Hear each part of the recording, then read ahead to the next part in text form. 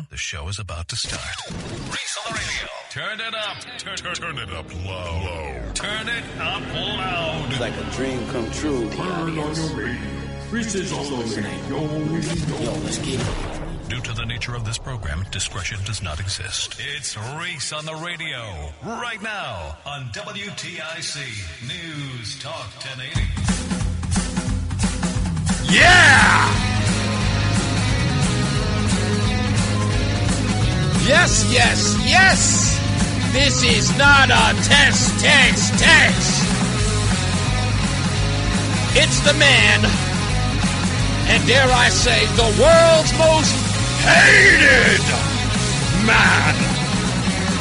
It's Reese on the radio on WTIC News Talk 1080, right here live. I want to give a big, hearty shout out to the men and women of law enforcement right here in Hartford, in Farmington, in Bristol, in Waterbury. Hell, everywhere else. I don't care where you are. If you wear the badge, I mean, you see me in the street, and I may be doing 70 into 65. Give a brother a break. You know what I'm saying? Don't worry, I don't speed. All those folks that were down there today, representing Officer Joe Magnano in that at that place. I got to tell you, thank you. It was a pleasure meeting many of you. It's a pleasure to meet his mother, who is a lovely woman.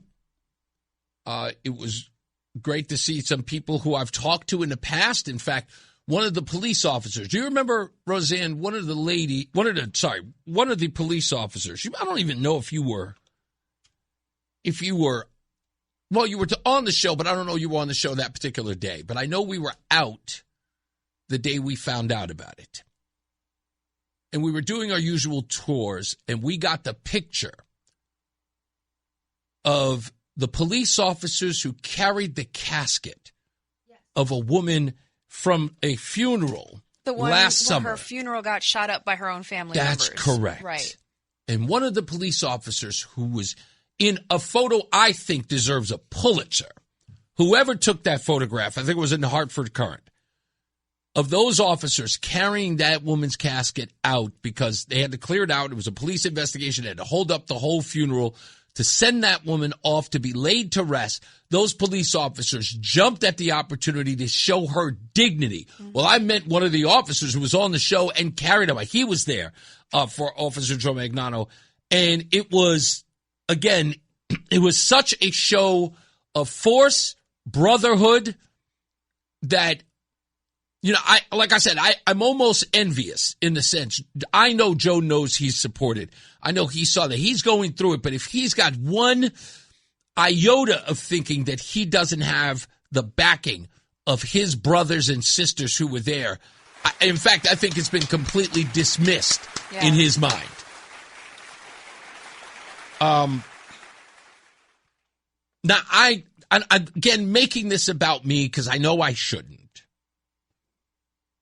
I just have to make something abundantly clear to a lot of folks who are saying, Reese, I can't believe you sided with the 5-0, the po-po, the police.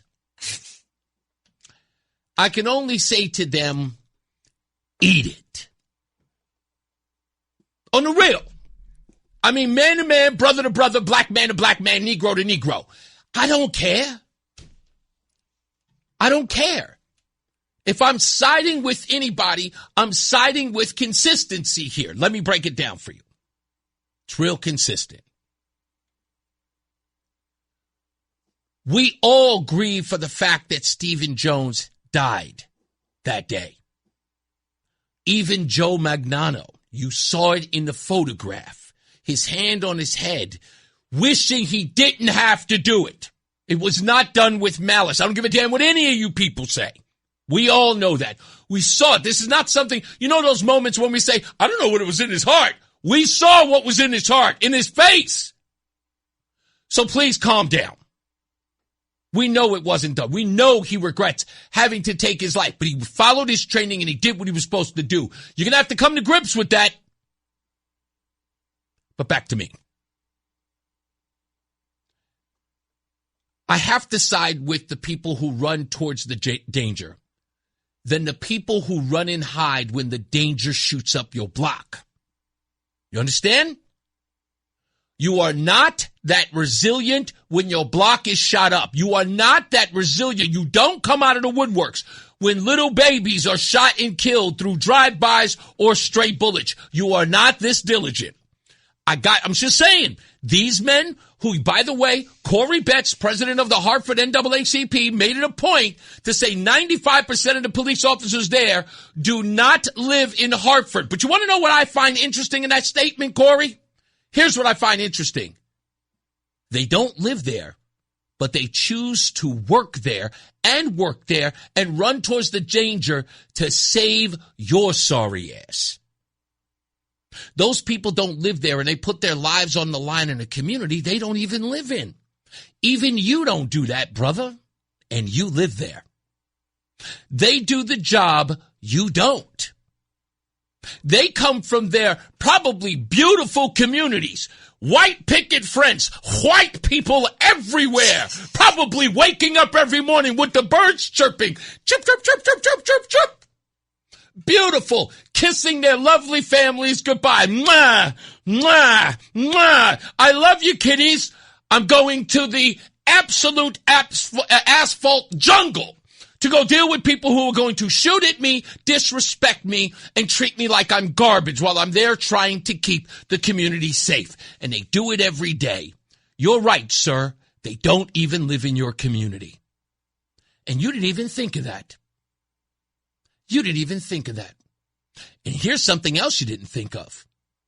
Where are the people in your community who are stepping up to patrol the community that they live in? I don't see a lot of them lining up to recruit. Don't see them. Wonder why. I don't see you out there trying to get people in the community to come in and serve and protect the community they live in. I wonder why. I don't see you with the mayor. I don't see you with Corey. What's his name? Chris Murphy. I don't see you guys getting together, pitching a tent, talking about, come on, brother, protect your own. No.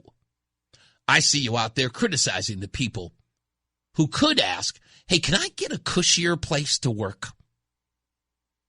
Hey, can I go someplace where, when I show up, the kids go, hi, officer. The ones that I can stand out in the street with, maybe throw the football around with, they can get to know me. Hey, that's Officer Tim, Mom. He's great. Not, hey, that's them pigs. They show up every day. They keep coming back. And what did they get for that today? They ain't even from this community. Weird. Weird how people do that. I'm completely stunned by it. This isn't about whether or not there are bad cops. There are bad everything. There are even bad civil rights leaders. Bad drug dealers. There are all types of bad people, my friend. I understand that you say that you're never, ever coming on my show. With all due respect, I never needed you on my show. I asked you to be on the show to see if we could actually fix your neighborhood, to get people interested in what you care about. But you said, no, I'll never come on. No problem, brother. Having said that, I figured out there's a way to remedy this. I was thinking about it on the drive back from Hartford into Farmington. Roseanne, if you will allow me, I think I'm going to take on another role. I think that we really need racial justice in Hartford, if not Connecticut overall. And because I know that we can't rely on the civil rights organizations that say that they are here to care for them, NAACP, the Urban League, Blacks for Whatever, Black Lives Matter 860, with them being fickle about who it is that they represent, not showing up when it really is a racial issue and then showing up when it isn't, looking for clicks and press credentials. I figured it's only right that I start a civil rights organization. One that really gets results. I have the bully pulpit of WTIC, and I can use it every day. Now listen, this is important. It is very important. If you have a racial grievance in Connecticut, a legitimate one, I want you to contact Reese on the Radio. I want you to go to reeseontheradio.com and just air your grievance right there. Right in the little comment section, tell me what racial grievance you have. Now, hold on. This is important. My civil rights organization is going to be something completely different. It's going to be one that first gets results and makes sure that it is 100% inclusive. I'm calling it the National Association for the Advancement of Everybody. It is a real civil rights organization. Are you Italian being discriminated against? Call me. Guatemalan? Ecuadorian? Black? White? Polish? If you have been discriminated against, I want to be the guy that gets you justice. And it doesn't matter who it is who's been racially discriminatory towards you. Doesn't matter. I'm going to get your results. We're going to platform your grievance right here, and we will get in touch with the people who have aggrieved you in any way, who have disrespected you in any way, and we are going to get results. We're going to do real civil rights work around here. Not the, jump around and figure out where we'll get our leverage. Everything counts. And we will vet the process. We will vet everyone who calls up. But this is about getting everybody to be treated fairly. Not a particular protected class. Everybody. Or as they say in the hood, everybody. What about being racially profiled? I get racially profiled all the time. Somebody called you white. All the time. Yes, we should absolutely address that. Whoever it is that called you white, we will definitely bring them to justice. Listen, all you folks who insist on calling me a white woman or a ignorant white B-word, listen, call the show. Let's talk about this. No, I'm dead. Listen to me. I'm dead serious. So I'm sick of being racially profiled. Okay. Incorrectly racially. Don't misracial me. Don't misracial me. Yeah, don't misracial me. The bottom line is this. These organizations do not care about getting results. What they care about is separation. Divide is profitable. Do you understand that? And that's the reason why Corey Betts says I'll never come on your show. Because there is no way to make any money coming on my show. When Reese on the Radio said I came to Connecticut to end the racial divide here, when I said I was coming here to hold the people of power accountable, that they will not be able to use race as a cudgel against people for any reason, I meant it for everyone. That the governor was not going to be able to say, well, the people of color are scared. How do you know? Please justify it. Please qualify it. There are more people who've seen my exchange than him talking about it, even at the Democrat convention. More people have seen my exchange with him. Everybody in the state has seen it. And they know exactly what he's doing, and they know exactly what he did. The day of the Geechee is gone, folks. It's over. It's a joke, and we are going to make sure that justice has everything to do with following the letter of the law, following the evidence, and getting to the results. And whatever happens at the end, if you don't like it, you put an H on your chest and you handle it. It's that simple. We don't care about your racial grievance. Those days are over. The money train comes to a stop. It's over. And I'm telling you, I'm fighting this tooth and nail. Because it is dividing the country and is putting more people in danger. And what I mean by that is this simple. Is that by gravy train running tours, like this ambulance chasing that's happening in the civil rights organizations, to use Stevie Jones as a means to line your pockets, only puts, and again, when the state or the city decides to pay whatever ransom that Ben Crumb and Al Sharpton decide that they will accept by the city, the state, or whatever, it is only going to make the officers who work that beat, who, again, drag themselves out of their beautiful neighborhoods to come into your hole, it's going to make them more reluctant to save you, more reluctant to protect you.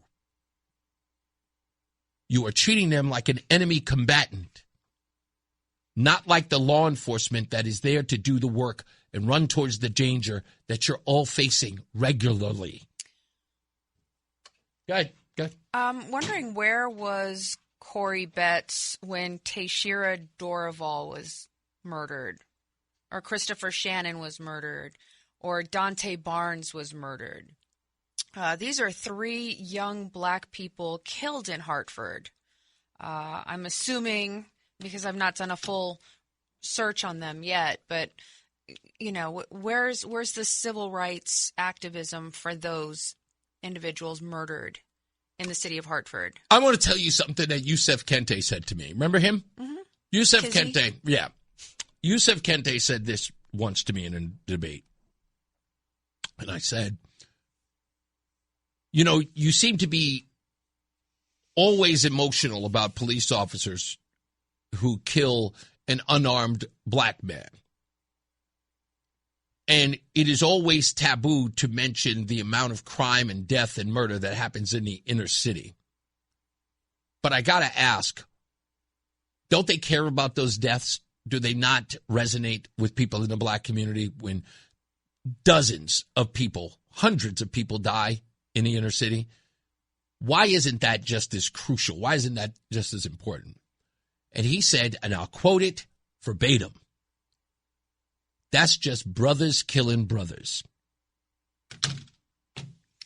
Well, that's fine then, as long as it's little thugs shooting little thugs, we good with it. But the minute somebody who came into our community in an attempt to keep everybody else safe, now it's a problem. The bottom line is that got it. Without even black cops, that's right. It's just telling everything. The truth is that black kids should only be killed by black kids. That's the acceptable level of which violence can happen in the inner city. That's why they ignore it. But I'll go one step further. A black woman said this. I was on Judge Joe Brown's podcast, and a black woman said this. And I'll never forget it. In fact, I'll find the quote because I printed it. She said, "The reason why people in the African-American community will never step up for the violence and the murders that happen in their community is because they are so scared that they'll be next." I believe the latter is much more truthful than the former. And that's why I say they don't have any courage to run into the danger. But criticizing the people who do will never be tolerated by me. I don't see them calling Pookie and them to come and investigate murders. Absolutely not. We got to take a break. We'll come back, more news, more views, and we'll talk about our experience in the courtroom today on Lafayette Street when we return. It's Reese on the radio. Fan of WTIC? Then do us a favor. Download the free Odyssey app and favorite WTIC. All right, we're back. Reese on the radio, Roseanne on the radio. If you saw me actually punching the air off the camera, I was like, oh. I'm trying to call Adam 12 because I think he's working on something for me, and I'm trying to figure out. Adam has the worst text ability ever because he talks into his phone, and because he has this thick accent, whatever that comes in, I can't understand it. Adam, if you're telling me that you got the mother, please just type yes. Did you get the mother? Are we going to be talking to the mother soon? Just say yes. That's all you have to do. Just write that. Or no. Or no. It's no. Yeah, if it's no. Right. Just get that so I can understand. He writes all of this stuff, and I'm trying to read it. I'm trying to call him, and because we live in some sort of weird lead fortress, my phone calls won't go out. And it's like, it's a million things. So we have so many stories going on, and it's like, it's based on the J. Allen Jones case. If you haven't heard and it hasn't been publicized, it should be. Finally, we are coming to a head where next week we are having the release of the J. Allen Jones video. I want to thank everybody who worked on that diligently to get to that point. So we're finally getting that done. And we understand that his mother, or at least the representative for his mother, Attorney Murphy, has seen that. He was in the article. I'll read something about it later on today. Stand by for that. Also, we have a guest today. Chris Lancia is going to be here finally. because for some odd reason he forgot that he was a guest on this show 2 weeks ago, 3 weeks ago, but now he's remembering to come by, and I understand there's pizza involved. It better be good. Pizza? Yeah, pizza. Anyway, yeah, he's sort of bringing it as a peace offering. My inner fat girl is starving. Your inner fat girl is starving. Pizza. I want to say one more thing about this whole issue that happened, this arraignment, as it were, at the courthouse on Lafayette Street. And Evilise Carrera, who is the, I guess, vice president, co-president of Black Lives Matter 860, gave a statement. And she gave this statement before Corey Betts made his ridiculous claim about, I noticed none of these police officers are from the neighborhood. By the way, I just got word. Neither of you don't live in a neighborhood, Corey. Interesting. You live in Bloomfield. Talk about pot and kettle, brother. Dude. Well, when people do better, they move up out the hood. But I'm just saying, you're going to criticize the officers who come to work in the community. You don't even live there. What? Told you I'm a NIMBY. Wait, what? Anyway, I don't even want to talk about that. Anyway, I'm enough with this guy. Actually, not really, because I got more stuff. I got to tell you, so Evilise Carrera was there, Corey Betts, as also mentioned, and a couple of other people. And there was one gentleman who was there who was, although he is a Stevie Jones supporter, he showed a lot of love at that press conference for the Hartford police, knowing that they run into danger. He was very measured. He was a very rational human being. He was. Did you get his name? I did. You got his info? Yes, I did. All right. We're going to have him on the show. Because even I said, that's the guy who should be the president of the NAACP. Right. I said it right there in a press conference. Yeah. Because he was like, look, I think that the police officers were here. And again, as a citizen, I don't know what organization he's a part of. He stood there with the press, who barely asked any questions. But he stood there and he asked Ruddy, James Ratowski, our good friend, he asked him everything. And James stood there and answered every question coming from the average citizen, which talks to the transparency of this police department and its union. Right. Anyone who has a question, Ruddy stood there and answered. He did. And he said, look, there are some things I can't give it. And even gave them homework, which they all looked around and said, huh?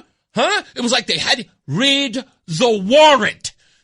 Ruddy told you, read the warrant. Everything you need to know is in the warrant.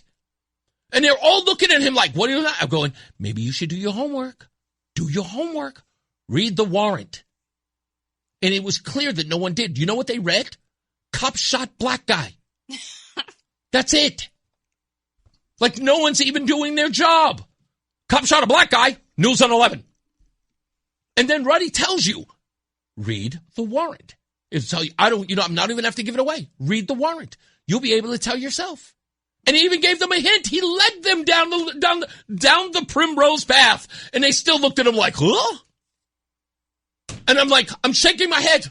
What the hell? Well, the liberal media was taught not to investigate for themselves. It's dangerous, remember? Well, that's true. That's right. Doing your own research. So tell me what I'm supposed to say, and I'll say that with conviction. Now, back to Evilise Carrera. She gave a statement, and she said she found it odd that there were so many people from the police department and supporters of Joe Magnano who had filled the courtroom. Packed the courtroom. Packing the courtroom because they did not want to allow family members or friends of Stevie Jones to attend. We looked around.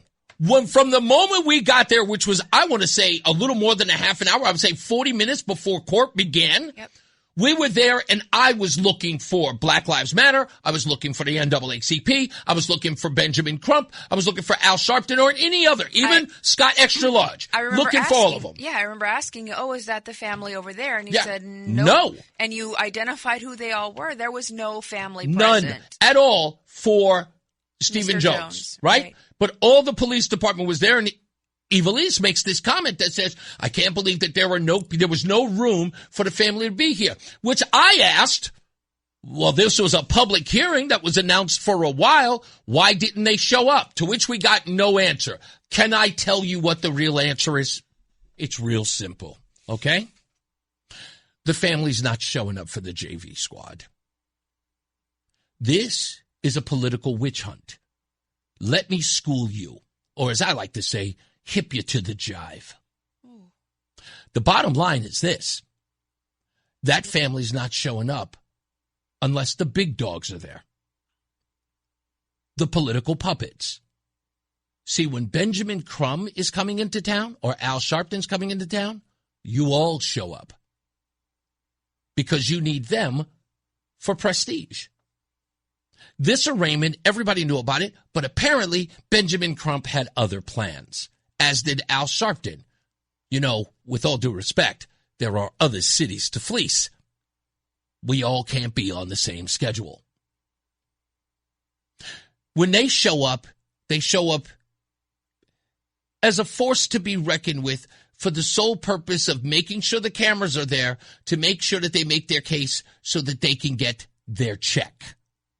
This is about a check. This is profiting off of death. Make no mistake.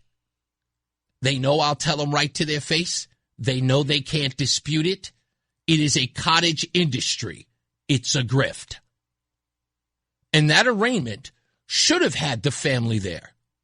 But without Ben Crump or Al Sharpton or Scott Extra Large, they ain't showing up for the JV team. And that's the local NAACP and Black Lives Matter 860. Sorry, you do not have that kind of political clout yet. You're working on it, but you ain't there yet. And the reason why Joe Magnano had the support that he had is because they know, everyone knows, the police department knows. I didn't hear anybody make any mention of there were nothing but white cops there. No, because there weren't. That's right. Did we see very diverse police officers? Absolutely. Did I see black girls as well as black men, and as well as Hispanic men, Hispanic women? Yeah. Did we see that? Yep. Yes, we saw. We saw a very diverse police department showing up for Joe Magnano, which puts a big giant pin inside the balloon that you folks like to call racial equity. It made everyone there look ridiculous. By the way, I want to give a shout out to Lenny Esposito, who weirdly enough came all the way from the New York Police Department. That's the gentleman I was talking to. Drove all the way up from New York to show support. So this is not only multicultural, it is also multi-state. Okay? Well, I think what I thought was really telling, two things that Corey Betts said was one thing that he said to Mark off camera was he literally walks up to me and Mark while we're talking to Mr. Fair, and he says, and he points at Mark's face and he goes, "Race matters." That to was what? It. I don't know. Race matters. Like that was important for him to say to Mark that race matters. But the other thing that he said was, oh gosh, I forgot where I was going with this. It'll come back to me. It's okay. The race matter thing is a point. See, Corey Betts, again, is the JV team.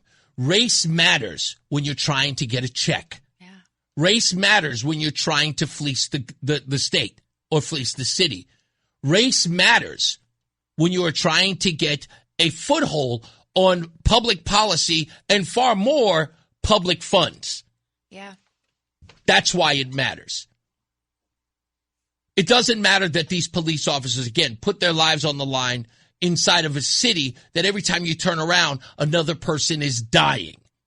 The people who know that when they come into the city, there's a possibility they will not go home to their precious neighborhoods. Right. They still come to work. Well, that's why I said I mentioned 3 dead black people in the city of Hartford. Yeah. And 2 of them were shot multiple times in the city, and those murders are still being investigated. Where is Corey Betts? Exactly. Where's the accountability there for the people who are responsible for their deaths? Where's BLM 420? Nothing. Whatever it is. Nowhere. Because they're not supposed to be there. Because there is no profit in their deaths. It's crazy. It's crazy. Well, when everything about you, when everything about you is fundraising, Southern Poverty Law Center, when everything is about fundraising and putting money in your pocket, it's never going to be about life or death or even about race. Yeah. And I still can't help but focus on the fact that, you know, we've got BLM and NAACP of Hartford trying to make a big deal out of something. There were 4 whole people that showed up. That's it. As activists. That's it. And why weren't there more? But that's what I want to know. That's it. All right, we got to take a break. We'll be back. More news, more views, and a little more on this when we return. It's Reese on the Radio. It's Reese on the Radio on NewsTalk 1080 WTIC. All right, we're back. Reese on the Radio here. Roseanne is getting our guests. I believe it's Chris Lancia. There he is. I'm looking at him now. Come on, bring these guys in here. We'll talk to them in a short minute. But I want to finish this because I've noticed we have to go on their Facebook page. I believe that Black Lives Matter 860 has posted something online suggesting that the police officers put a perimeter around Lafayette Street at the courthouse. Come on in, gentlemen. Grab a seat anywhere. And let me respond by saying, having been there, this is the reason why I show up at these events. The police officers did not put up a perimeter. What the police officers did was park on the lawn and anywhere they could to show their support because the police can. So a lot of the officers were in uniform. And drove squad cars. It's like they were on duty. Yeah, pretty much if they were on duty, but they went there to show their support. And the chief was there. And I didn't get a chance to speak to the chief, and I know he's kind of reclusive. But I spoke to plenty of other officers who were there, and they were, again, some were uniformed, some clearly just they had their gun and their badge on them, so they were, undercover or, plain clothes. That's the word I'm looking for, or the words I'm looking for. So they were there. There was no perimeter that prevented anyone from getting to the courthouse. Roseanne and I went easy peasy right through the magnometer. It wasn't an issue, and we got right through. Anyone could have been there who was supporting Stevie Jones, but they did not show up. If you think that because the police were there or they were in force and you didn't show up, I don't know. The only way that I could put it, I was like, don't have warrants. I mean, what else am I supposed to say? Or be illegal. Yeah, I mean, just like, what am I supposed to say? Like, what's the reason? You're going to sit up there and tell me because the police were there, you didn't show up? They intimidated you? That's like not going to the bank because they have an armed guard Yeah, there. it's like, what the stupidity is that? And again, I'm scared to go to the bank because they got an armed guard there. Do you understand what I mean when I say these folks are the JV team? Like, that's what I mean when I say the JV team. It's like they're so quick and knee-jerk, like, response to things to make them racial. They don't even understand the logic. The comment about, as I said to Corey Betts, who won't be on my show. Never. That's what his exact words. Never. I got it on recording, too. I know. He said that he will never be a guest on my show. He comes up there and gives a press. He says, the only thing we need to do is see the video. Right. Kept repeating it. All we need to do is see the video. The video speaks for itself. That's it. The video speaks for itself. Yep. To which I asked, in spite of the press being there, Mr. Betts, does that mean we don't need a trial? If the video speaks for itself, we should find him guilty in an hour. We don't need this. Why would we waste the city's time or anyone's time for that matter? Let's just put him in the gulag now. And he says, well, everybody's due their day in court. Then what are you saying, bozo? Like, you don't get it? And I know you're going to take offense that I called you a bozo. I know that people in the civil rights community, oh, hell, let's be honest. Black folks are very, very sensitive. They don't like to be called names. But, dude, you can't show up there and make comments like that and not understand that when you make comments like that, you're going to be challenged by me. You don't want to be on the show. If you had been on the show and you were here, we could have had a conversation. We could have figured this thing out. We figured out a lot of things. But now you want to make it about you got a beef with me. Dude, I mean this from the bottom of my heart. I await the hate, brother. I want that smoke, all of it. I don't care who you know. I don't care what it's about. You ain't robbing this city anymore. The day of the Geechee is gone, boy. I mean that from the bottom of my heart. From the bottom of my heart. I hope you understand that. What you do need to do is get right. You want to be a civil rights organization? Fight for civil rights. Truly, stop chasing headlines. You don't understand the peril you are putting the city under. You don't get it. I'm trying to educate you. I've seen it. I've been around. I know the drill. Please understand. I don't give a damn how mad you get. Your anger ain't moving nothing here. There's the old saying going, I hear you humming, but I ain't coming. Nobody cares about that. So go be mad. Tell your boys about it. Yell and holler. But as far as I'm concerned, you can't be a civil rights leader while you're cozying up to William Tong. You can't play both sides of the fence, brother. Oh, didn't the SPLC do that too? You know they did. We take a break. We'll come back. More news, more views when we return. Stand by. It's Reese on the radio. Reese on the radio, making sense of the news. Even when it makes no sense at all. Now on WTIC, News Talk 1080. All right, we're going to bring Chris Lancia in soon. Just on standby. You're going to be here. He brought in some pizza. It's not bad. It's apparently the best pizza around. What's the name of it? Modern Pizza. And it's, I will admit, it's truly Italian pizza. It's not all that fluff that they've been making at Little Caesars. It's real pizza. I'm assuming made in a stone fire? Yeah, wood fire. Wood fire. Okay, no doubt. Okay. So, by the way, Roseanne was starving. I told her not to eat anything until you brought the pizza. So I just ate 3 slices. Are you kidding me? Listen, don't judge me. Last time we had pizza, who ate 3/4 of the last pizza we had? I had 6 slices of a 12-inch pizza. That's nothing. That's like 2 slices. How many slices did I get? I don't know, 2. 2. Yeah. Okay. So, right. Don't judge me on my pizza consumption. It's okay. That's a regular pie. I'll fight you. Do you want any more? I will fight you. If you want more, you can have more. Don't judge me. Don't fat shame me. When Roseanne and I first got together, we never tell this story because people would never believe it. But when Roseanne and I got together, she couldn't stop telling me how skinny she was. She goes, you don't think I'm skinny? You don't think that I'm skinny? And I was like, no, I do think that you're skinny. That's why I'm going to make you fat. And she went, what? I'm like, yes, I'm going to put some meat on your bones. I did. I was skinny. I was 5'6", 117, 118 pounds, 00, a 24-inch waist. Yeah. I can't wait until you get fat. I'm kidding. I am fat. What are you talking about? No, everyone's going to disagree with you on this I've gone up 6 pant sizes since we've been together in 5 years. That's a lot. Mm-hmm. So. Hey, I want to just address from the previous hour. I get this message all the time that people keep saying, it was like, do you think, Reese, that you have political enemies? Hope so. I really, really do. Okay. Well, you know what happened to John Flynn when he had political enemies? Exactly. But here's the whole thing that I'm trying to understand, and I'm trying to make you understand, for those of you who are talking about political enemies. I promised you that I would not lie to you, and I promised you that when I could tell you things, I would tell you. There are obviously parameters that I cannot breach, and that's understandable. I hope that you understand that. You have shown me that you could.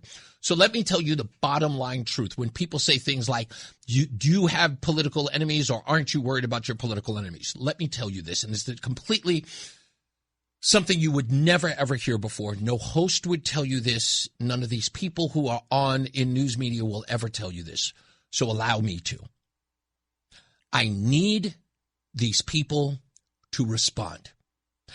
I want William Tong to come after me. I want Ned Lamont to come after me. I want Corey Betts to come after me. I want Scott Extra Large to come after me. I want all of them using all of their might, their will, their prestige, and their friendships, whomever it is. If they got buddies who are in Yukon, buddies who are in the news media, buddies anywhere in the world, I want them to use them and combine your forces and bring them to me. I want you to aim every arrow, every rock, every bullet my way. Because the minute that you insist on coming after me, this audience will know why. This audience, the most important people in all of what I do, will know why you did it. Because I have a closer reach or closer relationship to them than you do. because they know that I fight for them. They know that I am making political enemies of you on their behalf.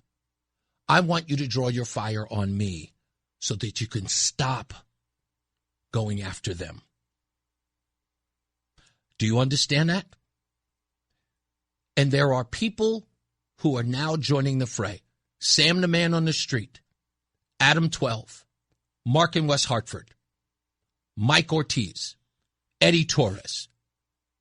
Hell, even a nice guy like Johnny Cruz. And soon we're going to get more. We're going to get the Waterbury Times in here. They'll be here next week. More and more people are going to join this fight to make sure that this state represents the people who live in it. And I don't care whether or not you're on the left or right. I don't care whether or not you're a crazy, insane progressive or you are a right-wing nut job. The bottom line is that I'm fighting for you too. And I am drawing their ire. I am coming to their press conferences. I am asking them the questions that won't be asked for you.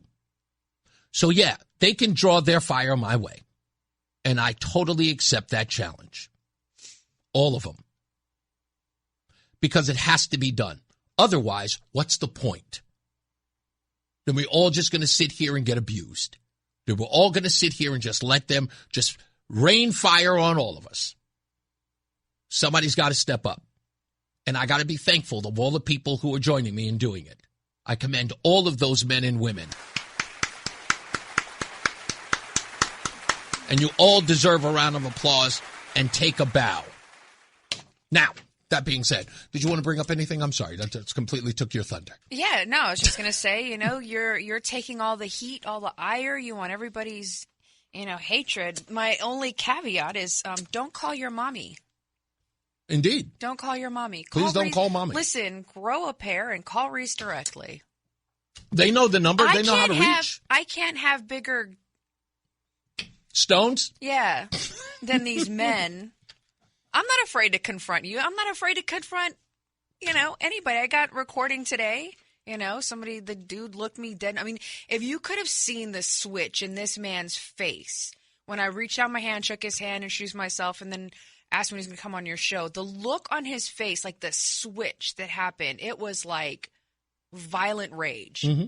And I stood there and I asked him anyway. You have to understand that this, for a long time, this has been easy for folks like this. So the objective was, and if you remember what it was like throughout, 2020 on to 2024, all of this behavior was easy. And it was like the capitulation knew no bounds. Remember the video we saw in Baltimore where the Black Lives Matter folks were standing and it was a sea of white people who were on their knees. Yep. Right? And white women walking up, kissing their boots, literally kissing their boots. Never going to forget that video. Yeah. But you were seeing that happening, and there were people who were saying, it was like, dude, I've never been accused of this. Why am I being accused of it now? Why has my entire world been switched upside down, and now all of a sudden I'm some sort of criminal? And the worst part was that it was not just happening in their neighborhoods and in their streets. What were happening was, what's really crazy is that it started happening inside the government. Right? Yeah, Pelosi exactly. and all those idiots. Joe Biden's federal government were weaponizing this behavior, especially from what we learned about the Southern Poverty Law Center over the last couple. These people were embedded into the federal government, and in essence, everyone had to be on their tippy toes in order to, they would be wronged. They would be wronged in situations, and they could not speak up, where you have people who are looking at them and saying, yes, I know he punched you in the face, but check your privilege. And I'm just going, right. On what planet does that happen? And again, it was like I had to step in and to look at that, and it was an embarrassment on my face and in my soul. And I said, this is wrong. And if somebody doesn't step up, and look, if I've got to be the guy who they call the Uncle Tom, if I got to be the guy that they call the sellout, because I will not join them in their ranks. You got a voice, Reese. You should step up on our side. No. Why would I stand on the side of evil? Why would I do that? Why would I do it? I'm just trying to get to heaven. If not in heaven, can I just hang out on the porch? That's all I'm saying. I'm just trying to get somewhere close to that. And I can't look at myself and look at them and say, I can do this and then go to sleep at night. That's all. Yeah, and I think it's important too to understand, like, these black activists want to blame all white people for colonialism and slavery. When you look at the numbers, only 20% of white people in the South owned slaves. 20% of people in the South. I think it's something like 3 or 4% of black people owned black slaves. Mm-hmm. And there's this assumption, they were buying family members. No, they weren't. In fact, records show that those black slave owners were harder on their black slaves than the white slave owners. Documented evidence of such. So you want to blame all white people. States like California, Chicago are looking into paying reparations. Those states didn't even have slavery, right? and getting back to the misracializing of people, right? I have been misraced multiple times. Yes, you included. But here's something I want people to understand, right? I'm from Texas. My family's been on that same lot of land prior to colonization. I am Native American, right? My people have a long-standing history of protecting and freeing slaves, black folks. But why do you look at me and assume that I should be paying reparations when my lineage, my ancestors were part of the culture that was trying to set people free? Well, because you think I'm white, because your racist eyeballs are telling you pale skin, pointy nose, obviously a white woman, right? It's ideological ignorance. That's pretty much how that goes. So how come black people can be racially profile other people, but if I say, you're black, suddenly I'm a racist for noticing you're black? It's the reason why I do what I do. It's just, again, I point out the selective ignorance and the hypocrisy that's there. I'll say this, and this is, the last I could possibly say on most of this as I deal with all of these people and what they do. It has nothing to do with any hatred for them or any hatred for how they get their money. But we got to call it out when it's wrong. You have to find a new hustle. If it's really about civil rights for people, it's got to be done even when it isn't profitable. It's got to be done even when there are no cameras covering it. If you want to be a civil rights person, there are two arguing schools that were prominent in the civil rights era. You've got MLK, who says the color of my skin, the color of my children's skin shouldn't matter. It's the content of our character, right? That's one school of thought if you're a true civil rightser. The other one is Malcolm X. The biggest enemy to the Negro is the liberal white. Mm-hmm. And somehow these modern civil rightsers have taken everything out of those two prominent heads and morphed into some three-headed monster that is eyeball falling out. It's got one gimpy arm. It's slubbing, it makes no sense what they're trying to say. Well, I've always looked at modern liberalism, even in the civil rights era, as what is its purpose? And obviously it's always for gain. I say this over and over again, and I want it to be a part of sort of common culture, especially here in Connecticut. If you're listening to Reese on the radio, I always say, what are the 4 C's that are allowed? 4 C's of bigotry that are allowed: cops, Caucasians, Christians, and conservatives. Another thing that I'm trying to get people to glom onto is, what is the purpose of civil rights or liberalism in general? And it is for 3. There's a 3-pronged, as you said, a 3-headed beast in here, right? Here's the 3-headed beast.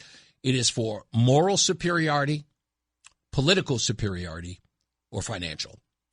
Those are the 3. I'm not going to lie. I keep going back to the Communist Party that went up to Capitol Hill in the mid-'60s and laid out step by step their plans to separate and divide this country, to take us apart from the inside. But you know what? Even with the Communist Party, just a little bit of a pushback on that. Those people who always say that to me, it's a communist idea. They did it in the civil rights. It's absolutely. Chad O. Jackson has a two-season series that breaks that down. It's absolutely true. But the bottom line is, I treat communism the same way I treat drugs and guns in the inner city.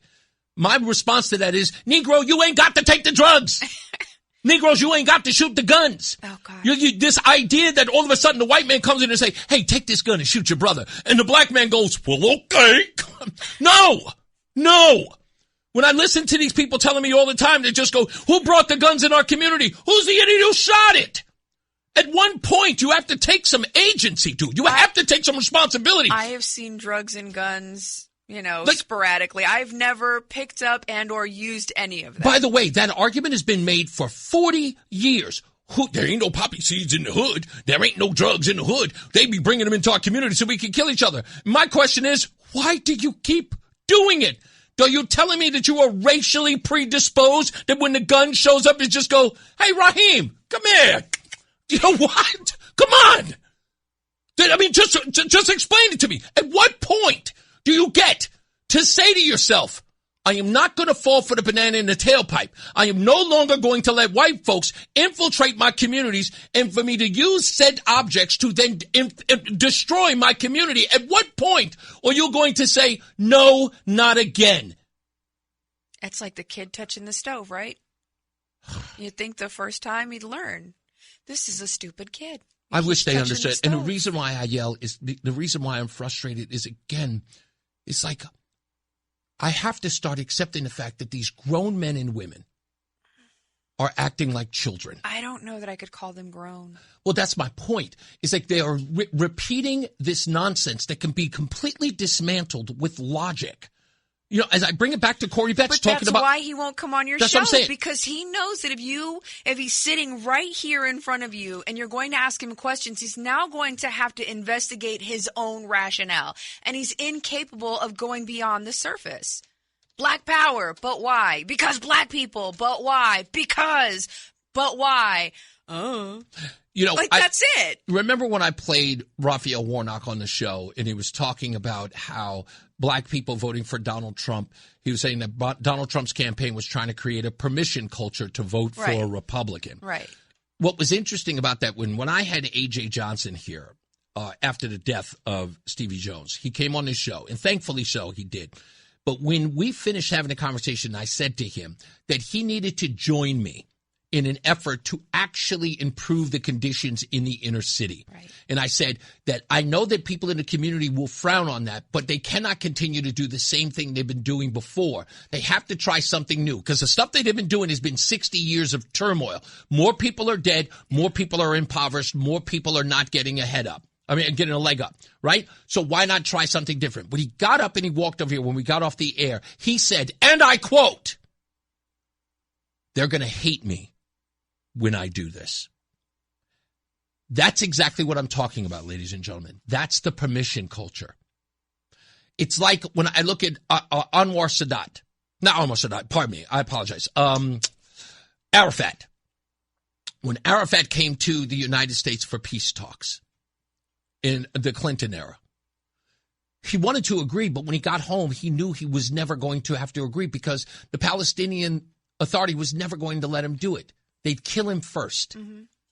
If you ever side with these people, if you ever sign a peace accord with them, we will kill you because our role is to always be against the Jews and Israel. Signing a peace accord is a non-starter. That's the point with these people in the black community, especially these civil rights organizations. They will never break their alliance to the people who have impoverished them. The white liberal. Exactly. Democrat. They will never. Why? Because the money would dry up, the fundraising, the prestige, the honorary degrees at UConn would dry up. And they know it. Did you just say that? So that's right, yeah. They have to sit there. And this is the part that I try to explain to them, and you don't like it, but it's true. You're a slave. Get used to it. Well, that minister during the last presidential election called black Republican voters runaway slaves. That's right. And I'm just curious, wasn't that sort of the goal? That's the point. That was the goal, was to run away. You are slaves. You are slaves if you cannot change your ideology or at least consider a different one. If you have to stand up. Think about it. We know that education is poor. We know that you're aligned with the teachers union. You aren't even fighting with Dr. Stephen Perry to get a charter school. You're not even helping him. Why? Because the NAACP and you're tied to the teachers union. Right, but also education of black people is attempt at whiteness. Exactly. So, again, bottom line is that if you are tied to an organization who will not allow you to do something different, you are a slave. Do you understand that? If you can't abandon the Democrat Party and you can't actually put your vote up for grabs to actually say, I need somebody who is going to actually, give me something for my vote. If you have to tether yourself, by and large, to a group who has kept you impoverished and only comes around to see you every 4 years, you are a slave. And as I said before, I am Reese on the radio. I'm here to free the slaves. We'll be back. Spider-Man. Hey, he's your friendly neighborhood Reese on the radio. Right now on News Talk 1080 WTIC. All right, we are back and we are hanging out with our guest who is Chris Lancia, who is running against Rosa DeLauro in the 3rd District of Connecticut. If you want to help him out, go to LanciaForCongress2026.org. Again, LanciaForCongress2026.org. Is this your first run at this? Yeah. I've always been in the back end. I grew up around politics as a kid. My dad was involved in politics in Bridgeport. He even ran against Joe one time, but he was on the zoning board. So I've always seen politics, mostly on the Democratic side, because back in those days, Democrats and Republicans, there was a lot different. You know, they served their country. They didn't want things for free. They were hard workers. And a lot of Italians back in those days, first, second generation, went that way. Yeah. But about 15 years ago, it just started getting too crazy. And I said, you know what? This isn't me. I went Republican. First, I went actually independent for about a year. Okay. That's usually the progression. Then I said, well, we got close primaries. Mm-hmm. But now there's a candidate I want. You know, if I don't go, so I had to change. So I went, and then the second time I voted was for Trump. Okay. Because he came in, the office of the Republicans. Sure. And then I started getting more active and working campaigns in the back end. Helping people out. Steve Orozco, I helped out a couple but the major one was Margaret Stryker. Okay. We were part of that team. Yeah. And Margaret's a doll. She just got married, and, she's been helping me too, always with advice and stuff. And I will tell you this, and your backstory is very parallel to mine in politics as far as helping out behind the scenes. I think your pathway is brilliant to get into politics if you've done it enough behind the scenes, sort of knowing the inner workings. It's sort of like understanding how a car works before driving it. Well, you know what I mean? I learned from the best. Mario Testo, Joe Ganim. Right. I mean, I see Joe at some kind of fundraiser for somebody. He said, hey, come see me, because Joe fired me after my dad ran. Really? But he felt bad, but it was the best thing to happen because I ended up in the Coast Guard. And I'm still good for it. I mean, listen, he did what he did. Yeah. I don't agree with that type of politics, and I tell him I don't run like that. Right. I'm going to lose with my dignity, how I raise my children, before I do anything corrupt. But that sort of understanding the inner workings and dealing with the campaign in and of itself is helpful because you know what's important as a campaign in order to run. But I got to ask you this because you're running against a 35-year incumbent. 83 years old. God bless. She's fired. I just saw her. I know. Hey, don't get me wrong. I went to an event with Rosa DeLauro with, of course, the incomparable, gosh, why am I forgetting his name now? Office? No, goodness gracious. Why am I forgetting his name now? Just escaped me. I'm getting old. Running against Luke Bronin. Why am I forgetting it? You're talking about Larson. Larson, yes. Why would I forget his name? I talk about him all the time. So I went to an event with Larson and DeLauro. I got to tell you, it's the one thing that I would say you have to battle as a politician in order to go against her. Yeah. You see her in public. You talked to her. I just had a picture with her. We were at the North Haven parade. Yeah. She saw me. She was coming over to me, and it's got, in a way, like one of the trucks. And I said, Rose, stop. Yeah. I don't want you to get hit. I want to think I threw you in front of a bus. I think I can't beat you, but I could beat you one-on-one. But when you saw her, she was very personable. She's very delightful. She congratulated me on the nomination. Exactly. And looks forward to, a one-on-one. And that was what I recognized when I went. We were at some food bank with John Larson and Rosa DeLauro, and she stopped and she spoke to every person, and she was like grandma. Yeah. Absolutely. You really got to run against blue hair grandma. How do you do it? Respectfully. In the way to do it. Yeah. Do it respectfully. You stay to the point. Like I told Rosa, I'm going to come at you because you give me a lot. You gave me a lot of ammunition. You give it to me every week. But personally, it'll never happen. I don't care what happens. I don't care what people say. Personal attacks are not made right now. Right. They're not what people want. We need affordability. We need better energy prices. We need to take care of our Social Security. We need to take care of our veterans. Do you know our veterans cannot get dental? You have to be 80% or over. I do know that. And then I know because I used the VA. I have a disability. That's how I got the Coast Guard. I had 3 tumors taken out across my eardrums. Wow. So I can't hear. And then young kid, I didn't know, but I've always been a Coast Guard at heart. I always will. But they were good. I got a pension. I went to school. I got my bachelor's degree. Graduated from the Law Enforcement Academy, Lexi, back in 2017. Got my degree at 50. Wow. I wanted my kids to see me walk down the aisle and say, Dad, my dad did it, and you're never going to tell me you ain't going to do it. Because I came from humble meetings. Grew up in Bridgeport as a kid. I grew up when there was concrete barriers in the street. Wow. But getting back to her, she makes me feel like a little kid sometimes because, the little How could she not? She's 85 but she 83. always calls me Christopher. Never Chris. It's always Christopher. But she always says to me, I'm very respectful. Mm-hmm. I always say Congresswoman, but I told her. And she looked at me and she said, Chris, I'm going to fight you to my last breath. And I laughed. And I said, you probably will. But I said, I had to ask her a personal question. What are you doing? I mean, come on, Rose, really. It's time to pass the torch, let newer people that got their finger on the pulse. Sure. And she said, the people still need me. I laughed. I said, I'll call the office for a debate. Yeah. and you are going to debate her. Yeah, she will. Because I want to do it a different way, though. I don't like when the questions are coming from a panel. Okay. I want to be sitting there. I want anybody to come off the street that got a question, what nationality you are, what race you are, what part of society you are, because this is how we're going to do our problems. Right. I mean, I'm talking to you. People talk about race. When I grew up, we ended race in the 70s. Damn right. And Italian people were discriminated more than anybody. Trying to remember. All right. People don't realize New Orleans, they lynched Italian people from the light poles because they thought we robbed and killed somebody. There's a sign. I always tell people. I always show a lot of my kids, because we grew up in Bridgeport, it's a melting pot. Yeah. Boxing, follow panic. Everybody grew up. But I showed a sign one day to my buddy who said, you white people this, but they don't consider Italian people white because they didn't consider us white for a long time. That's right. I showed him a sign that said, whites, Irish, blacks, Italians need not apply. That's right. And my grandfather came here in 1919, couldn't speak English, and he got a citizen. But he told me the stories. He come to the Bronx. He worked on the bridge, Whitestone Bridge. Oh, yeah. You would fall off the bridge. They would pour concrete, and the wife would come 2 or 3 days later with a bunch of kids. Where's my husband? I don't know. Damn. So there were bad times, and, I learned from hard work and ethic. I didn't come from a lot of means, and, I have a small business now. I'm running a lot of cable companies. Right. I got my shot. I did everything I pretty much wanted. I think it's time now that we have to change Washington.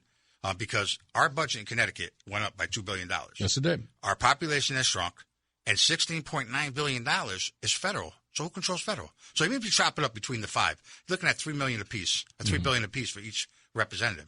But they're all together, the same party. Yeah. There is nobody to say, no, what are you doing with that? The part that I cannot seem to understand, Chris, this is the part that blows my mind, right? So we're losing people every day. Every day. Leaving the state, right? Therefore, the only thing that's growing in the state are the people who need government assistance in some way. Yeah. With more and more people leaving, taxes going up, funding of social programs going up, be it healthcare or food or whatever it is, education. Again, no one seems to understand that trend shouldn't happen. Every trend should work in the same direction it's going. We should not be seeing a depletion of people in the state while taxes and revenue gaining going through the roof. It doesn't make any sense. But what makes Connecticut more unique than most places, we have 2 casinos, we have a lotto, we have a state income tax, which is 50% of our revenue. Actually, Ryan pointed that out to me. I was asking one day. Fazio pointed that out to me. And you have cannabis. Where is our money? But you can give $1.6 billion. A lot of that was federal money. People say, you can't throw that on Rosa. Yeah, I can, because who's accountable? That's right. Rosa has to say, why are you getting the money? Where is the audits? Where is this money going? $2 billion is a lot of money, Reese, to when you have a population that shrunk by 3 to 4%. That's right. And then you have Johanna Haynes is on, we got 50,000 people SNAP. SNAP was not meant to be a generational program. Exactly. Assistance is I don't have anything against assistance, but we can't have 3 and 4 generations. We have able-bodied people that need to work. These people do not understand, and I think a lot of them believe it as much, but there sort of needs to be a correction, if you will. Food stamps is not a lifestyle. And that's what it has become in a lot of states, especially here. Yeah. They keep talking about it's like, what about people's food stamps? What about people's food stamps? The question that the press never asked Johanna Hayes or even Ned Lamont, for that matter, is, what are we doing to get people off of food stamps? I remember an old conversation. Tom Millsap, and I know you're going to remember this guy. Tom Millsap was the head of the Secretary of Agriculture under the Obama administration. Yes. So it was a conversation that was happening on MSNBC at the time. A young reporter asked Tom Millsap, there was, I guess, 47 million people who were on the food stamp program. It was an increase of 5 million people under the Obama administration. And the reporter asked, what is the Obama administration doing to alleviate or to reduce the number of people who have to be on food stamps? Well, Tom Millsap responded by saying, we're expanding the program in the 3 biggest states in the country, California, Texas, and Florida. So in essence, we have a party that has turned food stamps into something that, they're saying we need to find a way to get more people to get their benefits. So they want it to be a lifestyle. And Connecticut is definitely that place. So they want food stamps to be a lifestyle. Well, let's look at the definition of slavery, right? You work somebody, don't pay them, pay somebody, don't work. That's your definition. So we need to get able-bodied people to work. We have plenty of jobs. We had 172,000 job growth in the month of May. Indeed. And I think we even gained a little bit. They won't put the numbers out in May, but I think Connecticut's gained, you hear 100, you hear 5,700. I'm trying to still find out what the research is, but it's going to change back and forth. And people don't realize anybody who has control of the pen can also make your numbers and your data. That's right. Why polls are a judge you look at. Like this one's leading in the polls. You come out. We're not losing the midterm. I don't care what anybody says. We're not losing the midterm. Couldn't agree with you more. We're not losing it. You know what? Connecticut, wake up. And what I get frustrated is the inner cities. I'm an inner city kid. Wake up. How many more of our babies got to die in the street because you're putting these bums that say they care for you? They're riding around in Cadillacs and becoming multimillionaires, and your babies are dying in the street. When are you going to go to the polls and vote? Try something new. And I get passionate because I watched my friends die when I was a kid. For no reason. Yeah, and it shouldn't continue. We got to take a break, but we've got more with Chris Lancia here, candidate for the 3rd District. When we return, go nowhere. The conversation continues. It's Reese on the Radio. It's Reese on the Radio on News Talk 1080 WTIC. Back on the program with Chris Lancia, and I'm pronouncing it right? Lancia. What's that's a Northern Italy name, isn't it? Okay, like just south of Rome. It's called. My grandfather came from a small town called Ripi. Okay. And there's a lot. It's like out of the Fresno region. And there's a lot of Lancias. I was about to say, there's a longer version of that name. What they call it lunch. And the Italians say lunch. Yeah. And but if you start getting, I met a guy in Middletown, Anthony Lancia. He's a Democrat, but he's an ex-fireman, just retired. Sweetheart. We became really good friend. And it's like our families are somewhere in that region. But really? We didn't find the bloodline in it, but you're that way. So every time I go to Middletown, somebody hears my last name. And are you related to so-and-so? And there has to be Anthony. My dad's an Anthony, my brother. So right off the back of my head, then years ago I was up there because I used to work at the DCF for like 6 months. And I left. It was crazy up at that school. Yeah. So I left, and I met this guy at the bar one night. His name was Christopher John Lancia. Huh. I took the hell out of here. They showed me his license. And I was like, yeah, but and we've stayed in touch very rarely over the years, but that's but no, Lancia is a name that I've not heard since my youth living in New York. Because I had Lancia, I'm related to it. All the ones in New York, I'm in New York, you're probably related to. There are a ton of them. Steve Lancia, John Lancia, those are all first, second, third cousins. Because as a young kid, there were only 3 groups I grew up. So very, very early, all the black kids I lived in Hollis, Queens. Right. As I started to branch out and I started going to Jamaica, Queens. Yeah, that's what Italians were. Exactly. It was automatically Italians. Like Italians were everywhere. And those are the guys I ran with all the time. And then beyond that, when I went to the Bronx, I was in Parkchester, Castle Hill area, but just outside of the Castle Hill area, it was Italians everywhere. Like all you do is like go 2 stops past Castle Hill on a 6 train. It was like black, Puerto Rican, Italian. We all lived it. It's wild, right? Italians were always the ones that were left in the back gate, and we worked hard. Yeah. Listen, every street should be safe, not because of color. Not because of race. When I'm going to Congress for a reason, I want small businesses to come back. I don't want you just to get the first loan from the small business. If you pay your loan off, why can't I go back to you?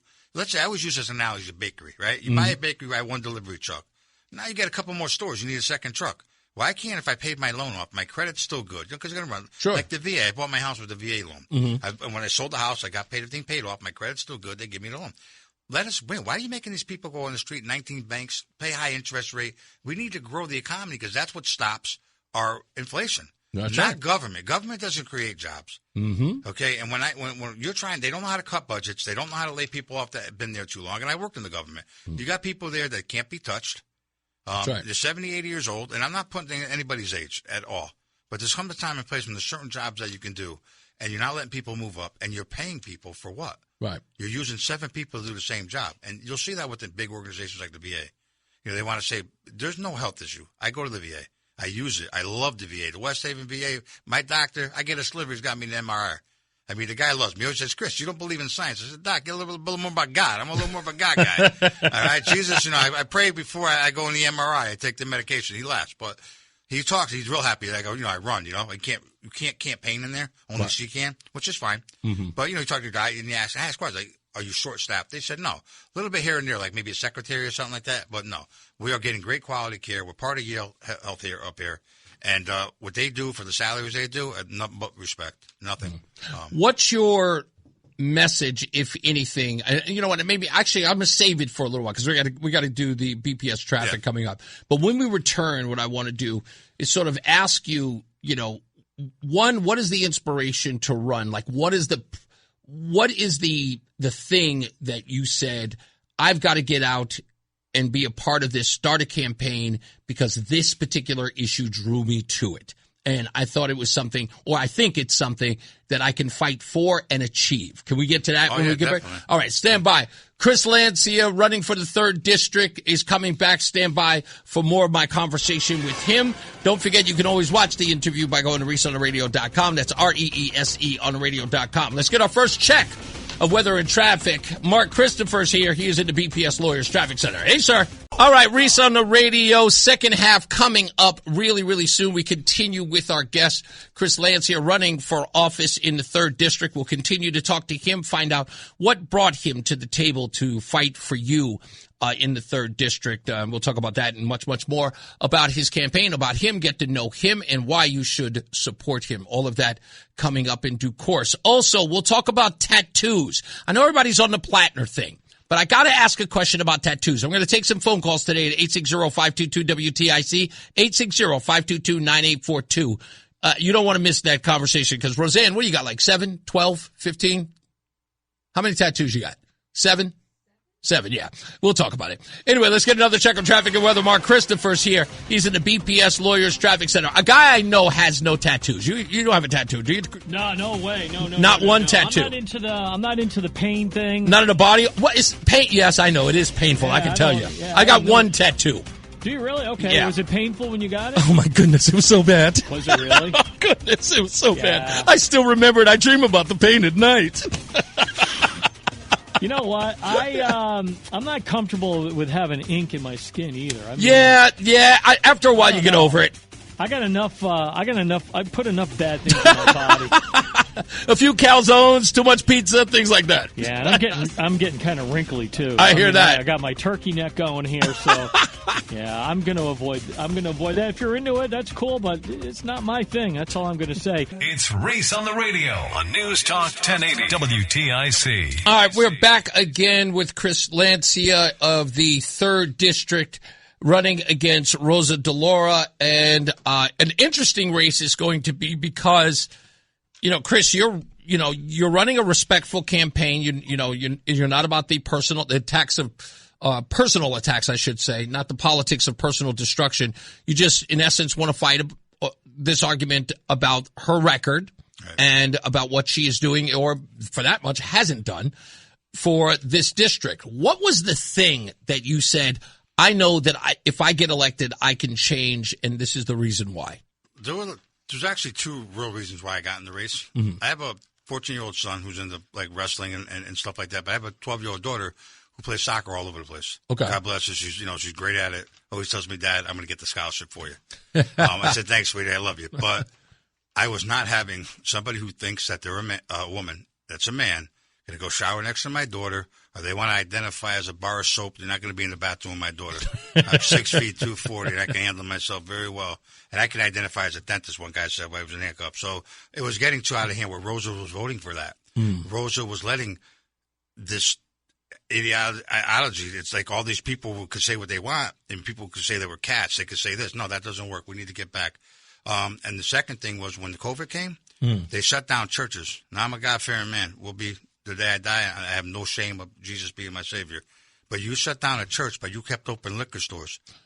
Don't tell me because people get sick and drunk. No, people sober out all the time that way. Okay, so you kept money flowing into to your pockets, and Rosa wasn't against it. And me being a military guy, you shut the government down? There's a Coast Guard that everybody knows about. He died, the swimmer, recently. Yeah. I don't want to say his name because I didn't have permission from his family, but he wasn't even getting paid when he died. Oh. But they were getting paychecks. So she's out of touch, and we need to bring it back. It was a great state. And, she's just so out of touch. Yeah. And we need to bring somebody who's a little more in balance with it. When I see her on TV and she's saying, well, why'd you take 38% out of a budget? We gave you $2 million last year. Like, you're expecting to ask more. No, normal business people look to cut back savings. You know what I mean? And we have so many state problems that they want to blame on Trump. Okay? The high gas prices, there's only 18 cents comes from the federal gas tax. Almost 71% comes from the state. We have to go pay for bags, 10 cents, and you got a bag of yourself? Yeah. Bottles you ran up and now you bring back. So there's a lot going on, and she's letting a lot of federal money come here with no accountability. So those, like I said, it was a one thing. Oh no, it doesn't look like. No, I'm happy. Yeah, I'm happy there were more. Yeah, but that was the main step. Was I went up to the Capitol and I watched how nobody was backing up these young girls, and I think Vinnie Caldoloro was making a speech, and when we're trying to fight for these girls to have a normal life. Yeah. Okay. And, people say, well, they're homophobic. No, I'm not homophobic. I'm not at all. No, but you're intruding on what many people used to tell us was a protected class, women. Listen, I know a lot of gay people, men and women, okay? But they'll tell you I'm a man. Right. I'm a woman. They know what they are. Right.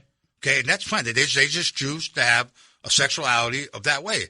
They don't say there's something else so they can go in a different bathroom. Yeah. They don't want men in the bathroom. Right. I know a lot of gay, and I know one's I can't say she's my friend. I love her. Right. But she was in the Army for a long time. She's listening. She's going to know who it is. Right. She's going to rough you up real quick. So she's going to give you a little chop suey here and there because she ain't playing. So I don't like that other stuff where you think you can identify as things, and that's not right. That's a mental illness, and we need to take care of it. I want to get back to COVID. You said something that really, really resonated with me. So we were just talking a little while ago. So June 23rd is my 7th year anniversary of sobriety. Yes, right? Congratulations. Thank you. I got sober in 2019. So we're working on my first year of sobriety, which is, for those of us who know, in sobriety, your first year is everything. Oh, it's everything. I mean, it's everything. Just to make today. I mean, that's the reason why we have coins for the first 18 months. Yeah. Is because, you know what I mean? It's like, because it's so important, and to reach those milestones is important to the alcoholic. So here I am going into COVID, barely 7 months sober. And they shut down the church that I was going to. And I'll never forget the Tucker Carlson interview with the governor of New Jersey. Murphy is his name. Yeah, remember? Yeah. And Tucker Carlson had him on his Fox show. And Tucker brought up the point that you did, is that liquor stores were open and churches were closed, which again, where are most of the AA meetings? Inside churches. We could not congregate in a place that was keeping us alive and keeping open the thing that would kill us. So we almost felt like, I'm not going to try, we had to do Zoom calls. I screamed in my Zoom meeting because I was telling them, I can't do this Zoom thing. I need this interaction. Our fellowship is in a dire situation because we cannot connect with the people who help us stay sober. We're looking on screens. And to have these people in positions of power who were thinking it was okay for to liquor us up and not give us our salvation or our opportunity to be with our Lord and Savior and other true believers, to not be there. It was such a dereliction of duty on their part that they saw profit, and our welfare, for that matter, was just absolutely ignored. I couldn't understand that. And then, you sit there and you get on TV and you're supporting it. Yeah. You're supporting that. Well, we don't need to go. No, we need God. God is the reason. People need that. You know how many people have gotten sober because of God and Jesus? How many people have gotten sober and found God? God, you know what I mean? So who are you? You're up there. You're in Washington, and they're going out and eating dinner. We had that guy from California, that dope that's over there now. Gavin Newsom. No, Gavin. And he's out there with 200 bottles of wine, and everybody, and they keep us trapped up like animals.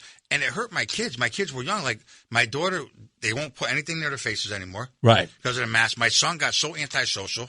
It took me almost 2 years to get him back. Now, thank God, with all prayers that and working with them, back to being normal. I say normal, more sociable. Yeah, exactly. So they damaged our kids. They damaged our school. How many kids didn't get a chance to graduate? Couldn't play their last year of football to go to college and get a scholarship. And they're sitting up on their Mayan Heidi. See, they put us up. They put themselves on a pedestal, and they're looking down. Like in the old days, the high kingdom, right? The king was living up on top of the hill, and he looked down on the peasants. It's not how it's supposed to be. Right. We're supposed to tell Washington what to do. Washington's not supposed to tell Connecticut what to do. That's why you put that trust in me. The most humblest feeling I ever had, besides my children being born, was when I was nominated to be the Republican candidate to go against Rosa DeLauro. It was like so surreal. And I got up on stage and I looked, I seen my campaign, me and Gugino. I was like, all right, this is real. Yeah. You know what I mean? And then I made the speech, and we had some great candidates. Great top ticket, great keep people running in Congress. You know, there's a couple battles here and there, but that's going to blow over once the election comes in, and we're standing strong. And I'm really, really good about it. I feel great about it. Your support seems really, really secure. I mean, I know you're everywhere, and I know you got to do it. Is your ground game good? Yes. I mean, you got a lot good better team recently, especially with the man sitting behind you. And also, there's other people like Kathy Hoy, and there's Amelia that we brought on, and Don Cummings, who's my treasurer, and other people that, there's a lot. I don't want to forget everybody. Everybody knows who you are. I want to thank you. I don't want anybody. Do you have a campaign that is popular in the sense of the people in the community? I think I love, again, I'm going to kind of go, I don't want to use you're using your Queens neighborhood the way it was back in the day. I grew up that way too. It's funny because you said when you got here, it's like, how people confuse me with whether or not they don't recognize me on the air and whether or not I'm black is that you even said it yourself. It's like, because you sound Italian. And I'm like, yeah, because I spent a lot of time with Italians. You said you were too close to Jamaica Queens. Too close to Jamaica Queens. Island. Exactly. So when I know about neighborhood campaigns, like if I were running back in the day in Hollis, like I know that I would, I did have that one time in student politics that was awful, but I can talk about that another time. But I know those campaigns that, in essence, everybody. I know a family in Malden, Massachusetts called the Spataforas. The reason why they will always be elected is because they got their fingertips in everything, and everybody knows them. What's your relationship with your communities? Two different things. Well, I'm really, with my relationship, as far as always being somebody out there to help people out. I own businesses and, neighborhoods, just a lot of friends hanging out. Right. My family was involved in pop. My dad was a baseball coach. Our relationship ain't the greatest as you get older, Sure, but it happens. I don't forget how he was. I'm never going to say anything bad. Still sees his grandkids. I don't say too much, but long story short is I was around community service my whole self. But the main thing I had over everybody else is I ran this race. Right. With Margaret. We were side by side, so we knew where the mistakes were, where to go. This isn't a small race like it's an alderman seat. Right. Yeah, 28 towns, 85,000 people, 496 miles. Where do you go where you don't go? Yeah. Where do you go in New Haven, right? There's only certain parts of New Haven and Bridgeport they're going to vote. All right. People say city. Well, look at the numbers. It ain't that simple. No, it's numbers. And, you want to say, you got to get this vote, this nationality. No, we need them all. That's we right. need a percentage of everything. And I don't want to go too into it because I don't know who's listening. No, I got you. My girl Rosa, she got ears and a dandelion no doubt. No doubt. Hey, believe it or not, Chris, everybody listens. And I learned a hard lesson when we went against her, okay, because Margaret had a lot of money behind her. Yeah. But it was COVID, and they were playing games. Yeah. We thought we were going to blow by this, elderly lady, mm-hmm. and she proved something to me. That was almost 8 years ago. Yeah. So I came in this race with that kind of you don't take anything for granted. Mm-hmm. This is how it's going to be. And the hardest part for me was asking for contributions. You're that guy. I'm a proud guy, mm-hmm. but it was funny. It was Italian club in Bridgeport, Sportivo Club, and I'm eating lunch. One of my cousins comes over. Hey, when you gonna come by? I got a check for you. And I was quiet, what's the matter with you? What me? I go, what? Why you look like you're sick? I said, he goes, what are you worried about? I said, well, they're asking for me. He goes, Stummy, just for your mortgage or for the campaign? He goes, I want you to win. Get over here. So I got to go see them anyways. But I have a lot of support, and my district is a lot of Italians. Oh, is it? Okay. We have a heavy population in that area, District 3. Mm-hmm. And, like I said, and this is the first time in 15 years I've been kind of active with that. We're so solid as a Republican. Ryan Fazio is a great top ticket. Indeed. Not just because he wants to be a team player. I think so. I saw this in the last couple. I was delegate on the other ones. And, the other day I needed 10 signs. I text them, hey, Ryan, it's Chris. Go by here. I call Colleen, bang. I bring them up. And Sonia Cassetti's. So we're all there. Gino is part of State Central with a couple other people. They brought 17th District to where it's one united unit. I was somewhere last night in Hampton where you're hearing people what Democrats always did. Like Mario Testo's known in D.C. He's known in California. You drop that name, they know him. Yeah. We weren't doing that as Republicans, and we're doing it now. We're not the ones fighting. Again, we have two spats somewhere, but that's going to blow over. Who cares? Soon. And it's going to go. But it's bringing a little heat, too. Talk to me about something and before I let you go, because I think that what you just touched on is an important thing for my audience to hear from you. Because you said, we have a great top ticket in Matt Corey, of course, and Ryan Fuzzy. We love him. We love him Matt's here, a good too. Friend of mine. But there are a lot of people here who listen to my rhetoric over and over again about why I feel like this election this time around feels different. Do you feel that same way, too? The stars are lined up. You know, when you first get in, it's like, remind me when I went to boot camp, right? The first night I woke up at boot camp, I said, oh, my God, what'd I do? She'll tell your wife will tell you, that's wrong, garbage cans. Or, you know, like, what the hell? What'd I do? I sloop it. After I agreed to do this, and it was a night out with buddies, and I jumped in, and I said, I woke up. You always tell yourself, I'm going to win, I'm going to win. Yeah. It's in my bones like my knees when it's going to rain. Yeah. We are taking Hartford and at least 2 to 3 seats in Connecticut, and I never felt this good with the Republican Party. There's always a fight. There's no infighting. Right. There's no jealousy I'm seeing. People are calling up. I mean, it's just amazing. It's like the stars are lined up for Ryan to be the governor, because I feel so much better with a Fazio administration bringing education back to the states, because he's going to put the right people in there, and he's going to do the right thing. And Matt Corey's going to, and I can beat Lamage and John Bowen. I can just go on and on. Don't even talk to me about Lamage. I love that guy. You know, I love that guy. We've been campaigning so long. If he sat in the side, I could do his whole speech. Oh, you could? Even with the Albanian accent. Lamage is one of my favorite people. He's such a good guy. And so is Matt Corey. I mean, Matt Corey, forget about it. That guy's top notch, absolute, and cool as a cucumber. That's what I love about him. And the teamwork. I mean, like, I got a great guy sitting right behind you. We got people. Ryan's got some really good people. You know, we're just so focused. I gotta be honest, when I went to the convention, I was a little bummed. Yeah. I was like, wow, I'm in campaign by 12. But then it was just boom. You listen, I've covered campaigns. I've been a part of campaigns. I've done everything from governors to state senators to, for some odd reason, I said it when it wasn't even the convention. It was far before then. Even during the debate when we had Ryan and Betsy. I heard it was a really good job. And everything that I've seen thus far, even with the hiccups, there's something about this momentum. And I tell you, it's the fact that the ball is dropping. I'll say this before I let you go. Yeah. When the incumbent must become Santa Claus, it says everything you need to know. But where's that money coming from? Boom. That's exactly right. That's what it is. Chris Lancia running for the 3rd congressional district. Congratulations on the win. Whatever it is that you need, let us know. If you need to come back, need to get the word out. If there's something that's important to you, let Adam know so we can get you back here. And we're going to talk to you, buddy, Gino. Oh, you got to get Gino on. Gino's coming on the air. That's one of my J6ers. You don't know what you're in for. We're going to talk to him soon. Chris Lancia, thank you again, man. We appreciate it. We'll be back. We're going to take a break. Mark Christopher's back. He is at the BPS Lawyers Traffic Center. Hey, Mark. Stay locked in. Reese on the radio is on WTIC News Talk 1080. If you only knew what we are doing behind the scenes, it is like a madhouse here.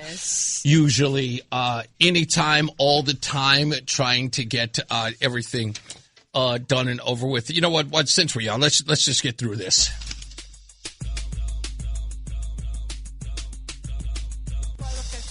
Yes, you do. Stupid as can be. This could very well be the stupidest person on the face of the earth. Stupidest thing I read today comes from a publication called The Conversation by Ingrid Nelson, professor of sociology at some Bowdoin College. The title is, I've been studying racist costume parties for a decade, and colleges are failing at educating the students about why they're wrong.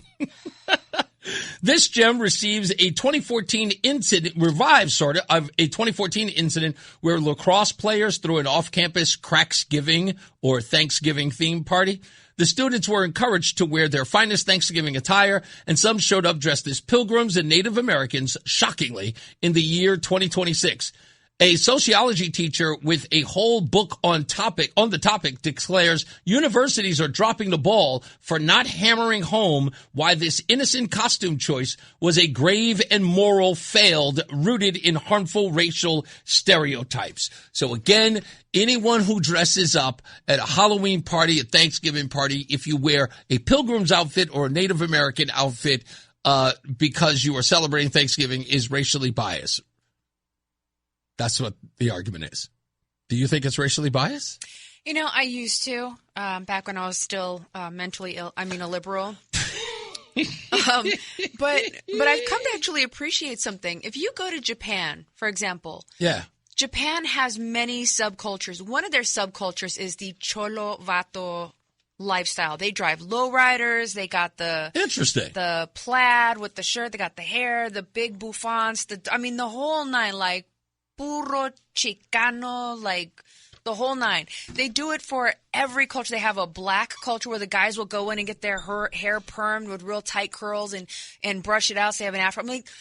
Over there, they don't look at it. It's not some sort of racial discrimination. It is cultural appreciation. Not appropriation. Here we call it cultural appropriation.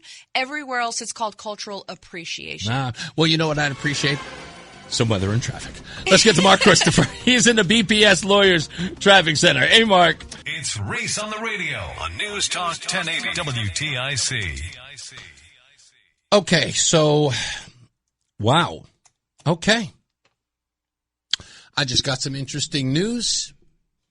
It's a question of whether or not I'm going to say anything about it. I may not be allowed, but I'm going to find a way to actually report this. Oh, can I see? I want to see. I'll show it to you in a minute. Okay. Anyway, can I play this real quick? Sure. Folks, I'm going to go off the beaten path here. I want to talk about this Graham Platner thing. But I kind of want your feedback on this, everybody. Roseanne's too. Okay? So back in the days, I was a person who kind of mocked people who had tattoos. And I thought that tattoos were a culture designed for a particular kind of person. Yes, I was a bigot. I'm not denying that.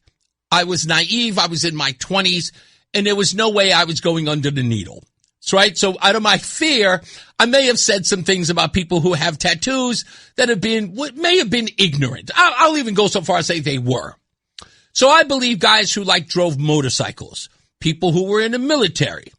Prison inmates? No. I never went to the prison inmates thing. But, I would go pro wrestlers, Having a tattoo, there was a badass quality to people who had tattoos. Like, if you have a tattoo, it shows that, that's the kind of guy you don't mess with, right? Because it's you've got to be qualified to have ink on you. When you see that guy with the ink and you go, I wouldn't mess with that dude. That's what I believed. So then everybody had to have a tattoo. And it was guys who didn't look like, they could wield a hammer, much less a punch. Soy boys. Yeah. With the man bun. And everybody had stupid tattoos. I remember when all the girls were running around with, Tramp stamps. No, Asian letters. Kanji. Is that what it's called? Kanji? Kanji. Okay, you sure? Okay. And I remember a comedian saying that half of these girls who were getting the symbols, the kanji, they don't even know what the word means. Right? And so I always mocked them. I also started to notice in the mid to late 90s, the most boring people in the world got tattoos. People who had no personality whatsoever, and they always got the most obnoxious tattoo that was right across the face or somewhere in other words, it was almost coming up the neck. And when you talk to them, walks around with the guitar. Exactly. Yeah. And it's sort of the only reason why you got that tattoo is because you're the most uninteresting person in the world, and the tattoo sort of brings attention to yourself. Because otherwise, you're you're a missing person. You blend in with the wall. You blend in with the wall, right? And then, of course, I meet Roseanne. Only the second woman I've ever dated with a tattoo. My last ex-wife, has 2 tattoos, one on either ankle. That's the most that she has. I dated another girl, Brittany. You remember her? She got 1 tattoo, but it was a little dolphin, right? Small little tattoo. Okay. So I was never a part of the tattoo culture. But there's things that I have learned, because I did get a tattoo on your birthday back in 2021. I want to say 2022. I got a tattoo. And it is this one here, and it's of my Reese on the radio symbol, 2 R's with a microphone in the middle. And the reason why I got that is because I always said, getting a tattoo, you have to get the thing that you are going to be able to live with the rest of your life. Right. And it must be meaningful, right? Right. Not something you're going to regret later. Like, don't put a wife's name on your neck if you're only going to end up divorced. Name tattoos. Yeah, name tattoos, things like that. Yeah. Those things happen because, again, I always say a recipe for disaster, put someone's name on your body permanently. And I've never been wrong. I probably could be, but I've never been wrong. So, oh no, I haven't. Okay, I'm sure that I have, Roland. You don't have to bring it up. Yeah, he's saying, yeah, you have been wrong. I'm rarely wrong, sir. Rarely. It's kind of annoying, actually. So I saw this story. I want to play it because it goes into the Graham Platner thing. Okay, so bear with me. Well, Aaron, what we're learning tonight is that a woman who spoke to CNN anonymously last year is now going public to the New York Times and CNN and directly challenging Graham Platner's explanation about the tattoo. She says Platner referred to the image as my Totenkopf. That's a reference to the skull and crossbone emblem used by Nazi SS units years before the controversy became public. She was the same source who previously provided CNN with text messages showing that before Platner said he learned of the symbol's Nazi associations, she was already describing the tattoo to friends as a Nazi symbol and saying that she learned that from Platner. Now, her account also lines up with reporting we uncovered last year from Platner's deleted Reddit post. In those posts, they discussed the Totenkopf and other Nazi-linked symbols, and he argued that some members of the military had adopted them as part of military culture rather than expressions of Nazi ideology. Now, this raises new questions about Platner's long-standing claim that he only recently learned about the symbol's Nazi associations last year. And most importantly here, Aaron, is this campaign has really... I got to stop it there. There's a reason why I got to stop it there. This idea that he just learned about the Nazi tattoo. And again, I'm going right back to the tattoo culture. People who I believe are badasses who get tattoos versus girls who get the, what's it called? Kanji, whatever. Everyone who puts this ink on their body knows exactly what they're putting on their body. They think about it. This isn't, if it's a rash decision, yeah, it's usually like, you may have been drunk, partying in a whole 9 yards, but when you go through a book to figure out what tattoo you're going to get, there's usually some thought put into it. Are we supposed to believe that Graham Platner did not?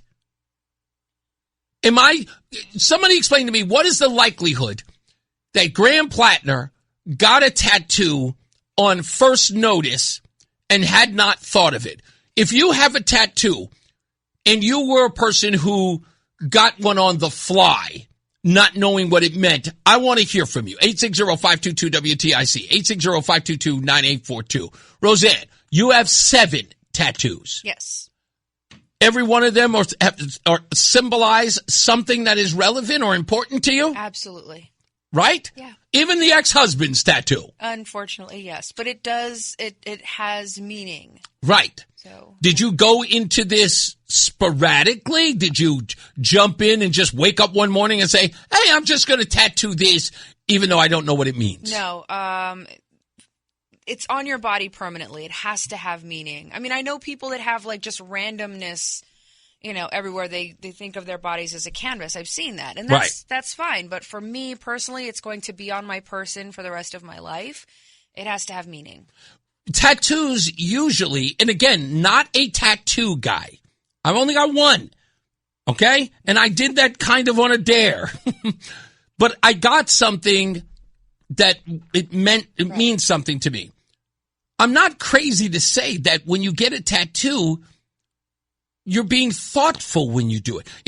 Every tattoo has a story, right? I mean, I've seen people with tattoos and they will go, I got this one because of my grandmother. I got this one because I lost a child.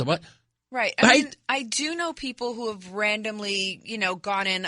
Somebody got, our friend Penny's husband has a lobster tattoo.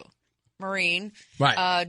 Drunken one night, went and got a lobster tattoo. But no significance. Other than the fact that he's Marine? Tattoo. I mean, probably chewing on a crayon while he got his tattoo. Right. But, yeah, there's a tendency to get a tattoo that has significance and it has meaning to you. Occasionally people do get a weird tattoo that has no meaning.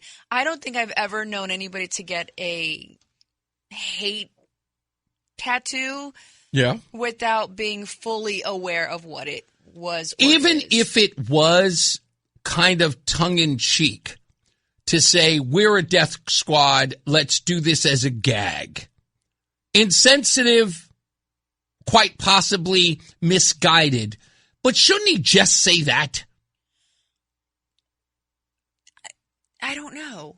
Well, I would say that. I was just like, you know what? I didn't realize that that my 2 R's going backwards meant racial Raheem. I don't know. I would say that. I was like, no, I got it because it means this and this is mine. I'd have an excuse for it because there's some backstory to it. Yeah, and again, for the most part, that is the thing. I do know of a couple of people who get random tattoos. One reason is they view their body as a canvas. They just like the look of something, and that's what they want. The other, occasionally it's a Scooby-Doo or Snoopy or a lobster. I've never known anybody go and get a swastika tattooed on their body and go, I didn't know what it was. I know someone, a girl who lives and works in Fredericksburg, and she, on her entire body, has a tattoo of every boy band. Oh. Yeah. Okay. Her tattoos are everyone from New Kids on the Block, Backstreet Boys. Yeah, all of them. Okay. All of them. Well, I mean, it means something to her, so, hey, do you, girl? But that's what I'm saying, is that even when they're bizarre or off the beaten path, there's a meaning behind them. There's significance to it. Yeah. Right? And you have a way to explain it. There's a rationale behind it. Or, I was drunk in, somewhere overseas and I got a lobster tattooed on my chest. Do you think it's fair to say, even as a defense of Graham Platner, I'll no need to get into the other stuff because I think that's damning enough, but just on the Nazi tattoo, I'm kind of giving the guy a little bit of grace here. Is it safe as a defense of him on that tattoo to just say, we thought it was a little tongue-in-cheek, they have a death squad. I'd never thought at the time that the phrase or the terminology or the use of the word Nazi, the way it is used today, would end up coming back to bite me because at the time it was just kind of a tongue-in-cheek reference. Let me ask you a question. Yes. Would you ever get a cross tattooed on you but have it on fire? Like a burning cross? Yeah. I didn't know. I really liked the cross, and it was like the sun beaming behind it, and it looks like it's really cool, but really it's a burning cross. Would you ever do that? Could you justify it and say, well, I mean, but it's a pretty cross. It's, the fire just accentuates. Look, it's glowing. Is that something you would do? No. Why not? No. You know what? What you just did was exactly what I wanted. I'm just asking. I'm trying to give the guy a benefit of the doubt. And no, you brought a good point. And no matter when the time is, there's never a right time to have a Nazi tattoo, regardless of our political climate. Listen, if he had a swastika on it, and like this part was red and this part was black, and it was alternating colors. Well, I thought it was a windmill. Kind of looks like a swastika. Like I wouldn't get it. There's certain things that my brain, maybe I'm smarter than Graham Platner, I don't know, but my brain's looking at certain things going, that kind of looks like a member of, that looks like genitalia. I don't think I'm going to put that fruit picture on my body. No, listen, I asked the question because I wanted a reasonable answer to it, and that is, under which circumstance would you, because again, I'm saying that it's not like he drew a swastika. It's two skulls, but it is called a Totenkopf. It is literally, what it stands for is what it stands for. At the time that he got it, we did not have a culture of everybody being called a Nazi, so to speak, or it being sort of a slur, if you will. But we still had a very strong support for our Jewish brethren, right? We did fight, like the entire world fought a war in defense of what was being done to these people unjustly. No, right? The entire world came together. Understood. It would never be. Yeah, in essence, as you're saying, it's like even if it's tongue-in-cheek, even if it's a variation of such, it Go is ahead never and get appropriate. your flaming cross right on your chest, and Agreed. Why don't you go ahead and put a little ghost behind it? Yeah. Joshua says, thank you, Joshua. I appreciate you. Joshua says, anyone who gets a tattoo researches it. That man knew what he was getting done on his skin. Again, that's what I'm saying. I want to leave a little bit of room because not everyone is researching their tattoos. Some people, right? And you were saying that there are those people who don't necessarily do the research. Like, oh yeah, that's a cool tattoo. I think I saw a tattoo one time, and I was like, oh yeah, I like that. And then the tattoo artist explained to me what it was. I honestly don't remember what the tattoo was or what its meaning was, but I remember distinctly going, oh yeah, no, that does not align with Roseanne at all. But what were you calling? What's the name of the Asian one? The symbol? Kanji. Okay. Kanji. Whatever. Yes, there are some people who will get a kanji tattoo thinking or sometimes being duped into believing that it's something that it's not. Woman, but really it says dog fart. You know what I mean? It happens a lot. So I actually researched mine a lot. Like I wanted to make sure. Now I have a low-ranking soldier because when I got this, I was just a private. So I wanted to get the appropriate. That's all I was wondering. That was the whole point that I was just asking. Anyway. Dog fart. We'll take a get out of here. Let's take another break. Mark Christopher's back. He is in the VPS Lawyers Traffic Center. Hey, Mark. I was introduced to a tattoo back in the 70s on Fantasy Island. Remember goodness gracious. Remember tattoo? Yes. Hervé Villachez. I'm Tom O'Hanlon, and you're listening to Reese on the Radio on WTIC News Talk 1080. Tom O'Hanlon. Haven't heard his voice in quite a while. You know what time it is, Roseanne, don't you? You don't know? Come on. Really? Go ahead. News.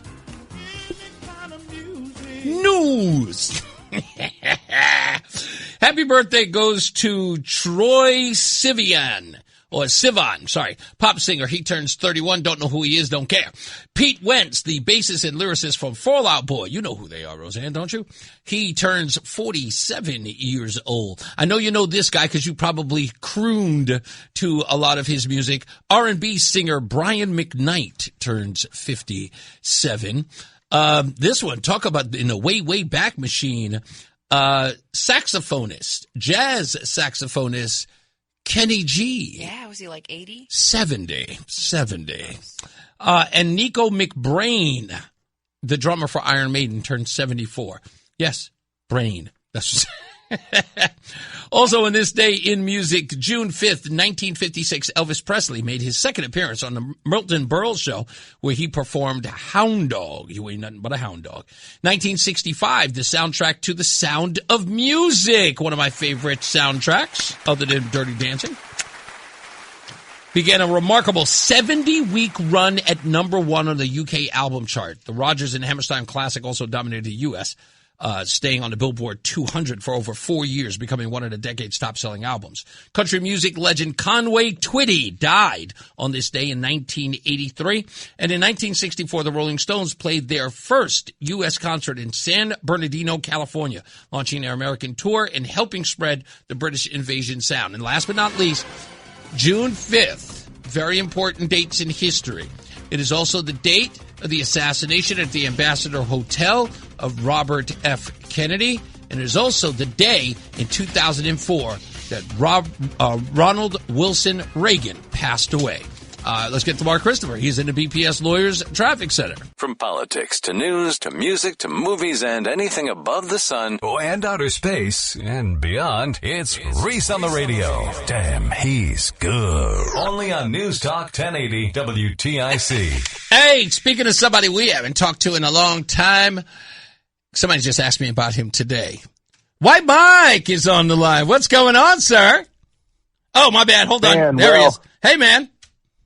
Hey, man. Well, so congratulations on your 7 years of sobriety. Thank you. Tell you that I'm not a quitter, so I shouldn't be joining you there. Thank you. So one real quick thing. Hey, Roseanne, I see you were there, and as someone who lives in Florida, I want to let you know that the Seminole Nation owned black slaves. Yes, I'm not from the Seminole Nation. I made it very clear that I was from Texas, where the Alamo in part was fought because of Mexico's opposition to slavery. Well, but let's not forget that the Native Americans were not a friend of the black. No, they had no problem enslaving them at all. We definitely. I learned that the hard way after watching Don Cheadle's. What the heck was the name of that episode with Skip Gates? Do you know where you're from? Yeah. I was saying, who's your daddy? Who's your daddy? So, anyway, what's up? I want to know, like, am I the only one that thinks it's a bit suspicious that there's so much protesters and counter-protesters in Texas on this Carmelo Anthony thing? I want to know who's funding these people on both sides. Like, who's funding Jake Lang? I saw that guy. Is he the one who's wearing the vest? Yeah, he was a J6er. Yeah. He's Jewish. Like, there's video of him from a few years ago kissing the wall and wearing a yarmulke. Okay. And he goes to jail for J6. Now he comes out and he tells he's an evangelical Christian. And he's over here stirring up crap with these people. And then you've got these protesters supporting Carmelo, making death threats to people outside the courthouse. I saw that. Like, and by the way, the sheriff's is organic. And the sheriff's pretty much just keeping them apart. And there's no, like, first of all, these threats are supposed to be, they're actionable, right? You're supposed to be able to arrest people when you see someone making a threat on another person's life verbally. You can arrest them. And the sheriffs aren't doing anything. If you're saying the only good cracker is a dead cracker in front of the cops, I think they should slap cuffs on you. Yeah. And nothing's happening. Even as for a desk appearance ticket, right? yeah. I mean, there is nobody who is more obviously guilty than Carmelo Anthony. I mean, he admitted his guilt. Yes. The entire argument is, somebody pushed him, so the logical response is to stab this kid to death with a K-bar or whatever he had. Yeah. And that's the argument I'm seeing from his, quote, supporters online. It's like, keep your hands to yourself. But that's not how it's supposed to work. Self-defense does not mean you stab somebody. And I know what Carmelo Anthony did, and you know what he did. Of course. You know the scenario as well as I do in my head. He went over to cause trouble. He was going to steal because he's an athlete. He knew people kept their personal stuff in the tent. And when he showed his shall we say, his YN side, that nice young Christian boy came over to calm him down, and things got heated and it got physical, and for some reason Carmelo stabbed him to death and then ran. The part that I don't seem to understand from the people on Carmelo Anthony's side is, what are they arguing for, other than the fact that they know the inevitability of a conviction that is going to happen for this boy? He's going to jail, whether they like it or not. What are they arguing for? Because nothing is going to. I mean, he killed the boy. Whether they believe it's justified. Well, I don't care what they believe. Yeah, I know they believe it. I know. Yeah, the argument is it's self-defense and that he should walk because nobody has a right to tell a young black guy what to do. Yeah, but even with that, I'll go this far, right?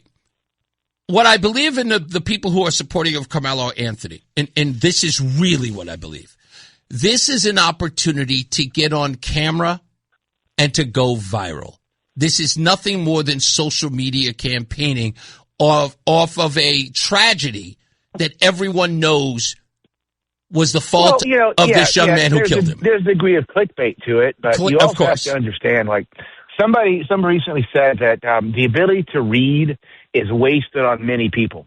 And what that means is they have the ability to read it, but they're not smart enough to digest the information. Very good. And, that's again, what you have here. Right. And this is a case where none of them would even take a minute to understand the case law here, or even look at, is there a clear video of this as of yet? Or, because we tried to find video of it. I think what they said was that the video is kind of from a distance, and you see him go under the tent, but you don't see what's happening. Yeah, in fact, there's a video across the field coming from, I guess, what would be the command center of the track like sort of where they keep score and where all the technology is sort of stored, or where the broadcast booth is? That's the word I'm looking for. Where the broadcast booth is. It's just tribal. I mean, you can't deny that it's I don't tribal. think it's the tribal. Only reason they're supporting him is because he's black. This is black guy killed white guy.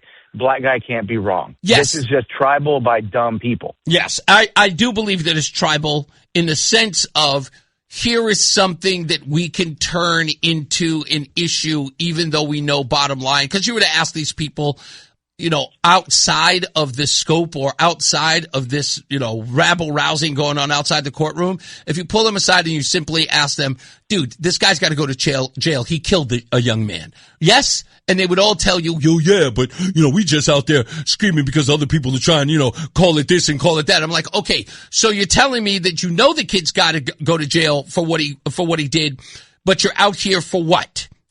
And I don't even understand that.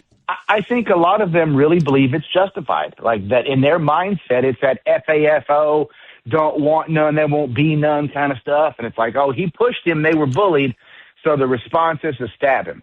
And it's like, no, at best you get in a fight and take your licks. But I have a hard time believing that this 4.0 student who was committed to a college, who was a Christian, who everybody loved, was going to throw everything away over this little piece of trash. Hey, by the way, is there a death penalty in this case? No, because he was a minor when he did it, so he's not death penalty available. Oh. They're probably going to get him for murder too. I mean, murder one's a hard one because you have to prove he intended to go there and kill somebody. Right. But my prediction is he's going to spend 40 years being a Maytag. You know what I mean? Yeah, I know the deal. What were we going to say, Roseanne? So in the state of Texas, it's a stand your ground state, right? So if you are being accosted, you have every right to defend yourself. That's a defense that they're using any type of force. However, the stand your ground law does not protect you if you are the active aggressor. No. So this Carmelo kid went over to the other school. That is already an act of aggression. Yeah. He engaged in a verbal altercation with other students whom he did not know. That is also an act of aggression. Right. So if he walked over, acted aggressively, the boy who stood his ground to protect his area, his property, his friends, he had every right to stand his ground. Right. So Carmelo being the aggressor, he is not protected by a stand your ground. This is not justified. Yeah. Go ahead, Mike. Well, now, there is a bit of a caveat there. In Florida, anyway, the way it works with stand your ground is you are allowed to use self-defense in a lethal manner, even if you started the problem, if the person you started it with continues to be aggressive after you are no longer a threat. Right. In other words, just because you're a jerk doesn't mean you get to get beaten to death. Right. I don't think that's this case. Texas Penal Law Code subsection 9.3 and 9.32. That's what I was just reading. That if you are the one provoking the incident, right, by showing up into another team's tent, if you are the provoker, you are not protected by the stand your ground law. You provoked and it. This is fine, but it also, I'm sure it follows Florida statute that even if you're the aggressor, you're no longer a threat. They don't get to execute you. Well, I believe that this defense is going to fall apart. I mean, what are we on? Day one? Sure. How many days are we on now? Well, day one, day two? I think it's two. I think it started when maybe today was 3. Yeah. But it's just terrifying, man, because I know that there's going to be somebody who gets paid if this goes the way it's going to go, and he's going to get found guilty. Somebody's going to try some rabble-rousing crap, and I think Texas is the wrong place to do it, as Roseanne knows. Without a doubt, my friend, the wrong place and the wrong time. Texas is having none of that mess. That is without a doubt, I'll tell you that. It's disgusting. I understand that the left is looking for a case, but man, they had a better chance with that case where the Raymond Chow shot the kid who he thought stole the bottle of water. Yeah, that one is far more questionable than this one. You want to be upset about something? Be upset about that one because that one I get the guy being tired of being ripped off by a little thuglets, but if he chased this guy down for a bottle of water. And then the confrontation happened outside the store. I don't know how I feel about that one. Yeah. But Carmelo Anthony needs to hang. Shame he can't hang and needs to hang. He's a piece of crap. Yeah. He killed the boy. He didn't even have to. Thank you, Mike, as always. He killed somebody who was going to benefit the world. I have no doubt that boy was going to marry and produce productive children. And that's been stolen from us. That's been stolen over a moment of stupidity. Can you not? Jail-bound anyway. Thank you. He was doing so well, ladies and gentlemen. God bless you, Mike. Have a good weekend. White Mike, always coming through when you least expect him. So he's being charged with first-degree murder. Is it first? Tried as an adult. Wow. So he could get the death penalty. I mean, let's find out. I don't know. We'll see. I mean, Texas is a different animal down there. Oh, yeah. It just is. It just is. I was just talking with someone last night. It's interesting how states like Connecticut, and Chicago, the city of Chicago, D.C., Baltimore, where guns are not allowed, people are being violently robbed at gun and knife point. Yeah. You don't have that happening in San Antonio. Mm-mm. You don't have people walking into gas stations and holding up the joint. Why? Everybody has a gun. Mm-hmm. Everybody, from the oldest of grannies with a walker to the thuggest of thugs. And that's a mindset. And that's the thing. It's a mindset. You are saying to yourself, yes, I'm starving. I'm a person who invades homes. And if I go at the wrong hour and I wake one of these people up, there's a high likelihood that somebody is going to pull out shoot me. Yeah. Remember when the crazy guy was losing his mind and the cops barricaded the street? Everybody came out of their houses with their guns. Yeah. Everybody. I mean, exactly. Raring to go. Some of the most liberal people on the block came outside with their guns. Packing. Absolutely. They're just like, don't hurt him. I'll do it. Right. Police brutality if you do it. If I do it, I'm standing my ground. I'm protecting my neighborhood. Right. So this is not a death penalty case. Yeah. I don't know. Yeah, prohibits death penalty. It does? U.S. Supreme Court ruling, Roper v. Simmons, 2005, prohibits the death penalty for crimes committed by persons under the age of 18. Adam just told me that they kept, what's his name, Carmelo Anthony's. His GoFundMe still exists while Joe Magnano's was ended. Isn't that wild? I mean, it makes sense in the current climate.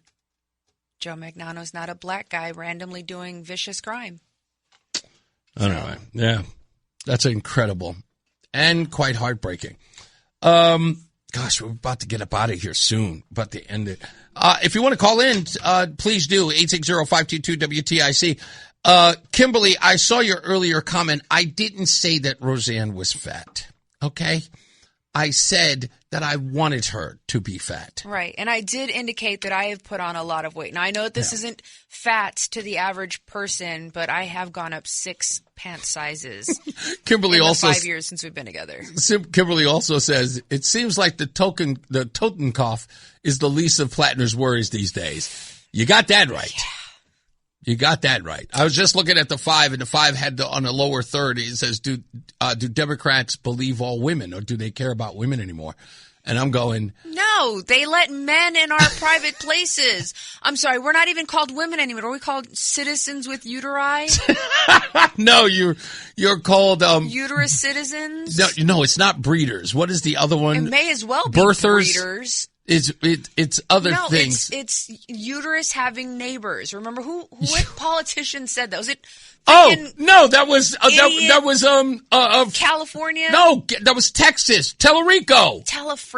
Yeah, Telefrico. He said our neighbors with uteruses. Yeah. What is going on today? It's the wildest thing ever. God. We'll come back. We'll take your phone calls.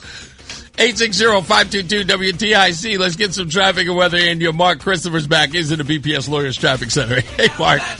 Girls, you make the rockin' world I love that song. Yes, sir. You can tell you guys are in love. If Roseanne's putting on a few pounds, that means you guys are comfortable with each other. Keep encouraging her. Have another slice of pizza, Roseanne. It's not going where I want it. I look like I'm 4 months pregnant. Enjoy that slice of pizza because you are in a great area for pizza. No doubt. Enjoy it all. The Odyssey app lets you jump back to the moments you missed from WTIC News Talk 1080. Download the free Odyssey app. Search WTIC News Talk 1080 and tap earlier today to get started. Roseanne, you know what time it is. Now, what have we learned? What have we learned? What have we learned from this little fable? So what have we learned if nothing else, children? So what have we learned, huh? So what have we learned from that? So what have we learned here today? What have we learned so far? What have we learned today, Roseanne? I learned that black people don't like the cops. I didn't just learn it. I mean, it's one thing to logically know it. It's another thing to see it in action. Although all 4 of the community activists that showed up, I don't think that was a very loud voice for them. I also learned that activists are a lot smaller in person. They look bigger on TV and on Facebook, but in person, they're really small. Mm-hmm. I learned that it took us longer to get seated in the courtroom than the actual arraignment. Mm-hmm. Yeah, it took longer for everybody to get seated. I also learned, which I didn't actually get to talk about, but the Marine Corps does have UCMJ action for tattoos that Platner's chain of command either failed to report or just simply didn't care. I also don't know where any of his friends are, the ones that he got all these matching tattoos with, so... Wow, that is actually very important to all of this. So I learned that. I learned that my husband is, well, I didn't learn it. I was just reminded of your fragility when it comes to anything that remotely resembles pain or discomfort. You mean in the tattoo department? Remember the time you said I stabbed you when I poked you with a toy? It was an aggressive poking. It wasn't a stabbing. You stabbed me, Roseanne. It didn't break the skin and there was no blood. It's not a stabbing. Anyway, you know what I learned? What did you learn? I learned that there are a lot of people out there who have no idea what they're doing. That's all. Well, they all need a Reese. Yep.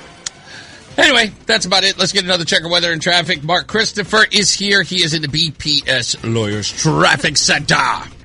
What's up, everybody? You know who it is. You know who it is. You know who it is. It's Reese on the radio. Frederick Douglass of the 21st century. It's WTIC News Talk 1080.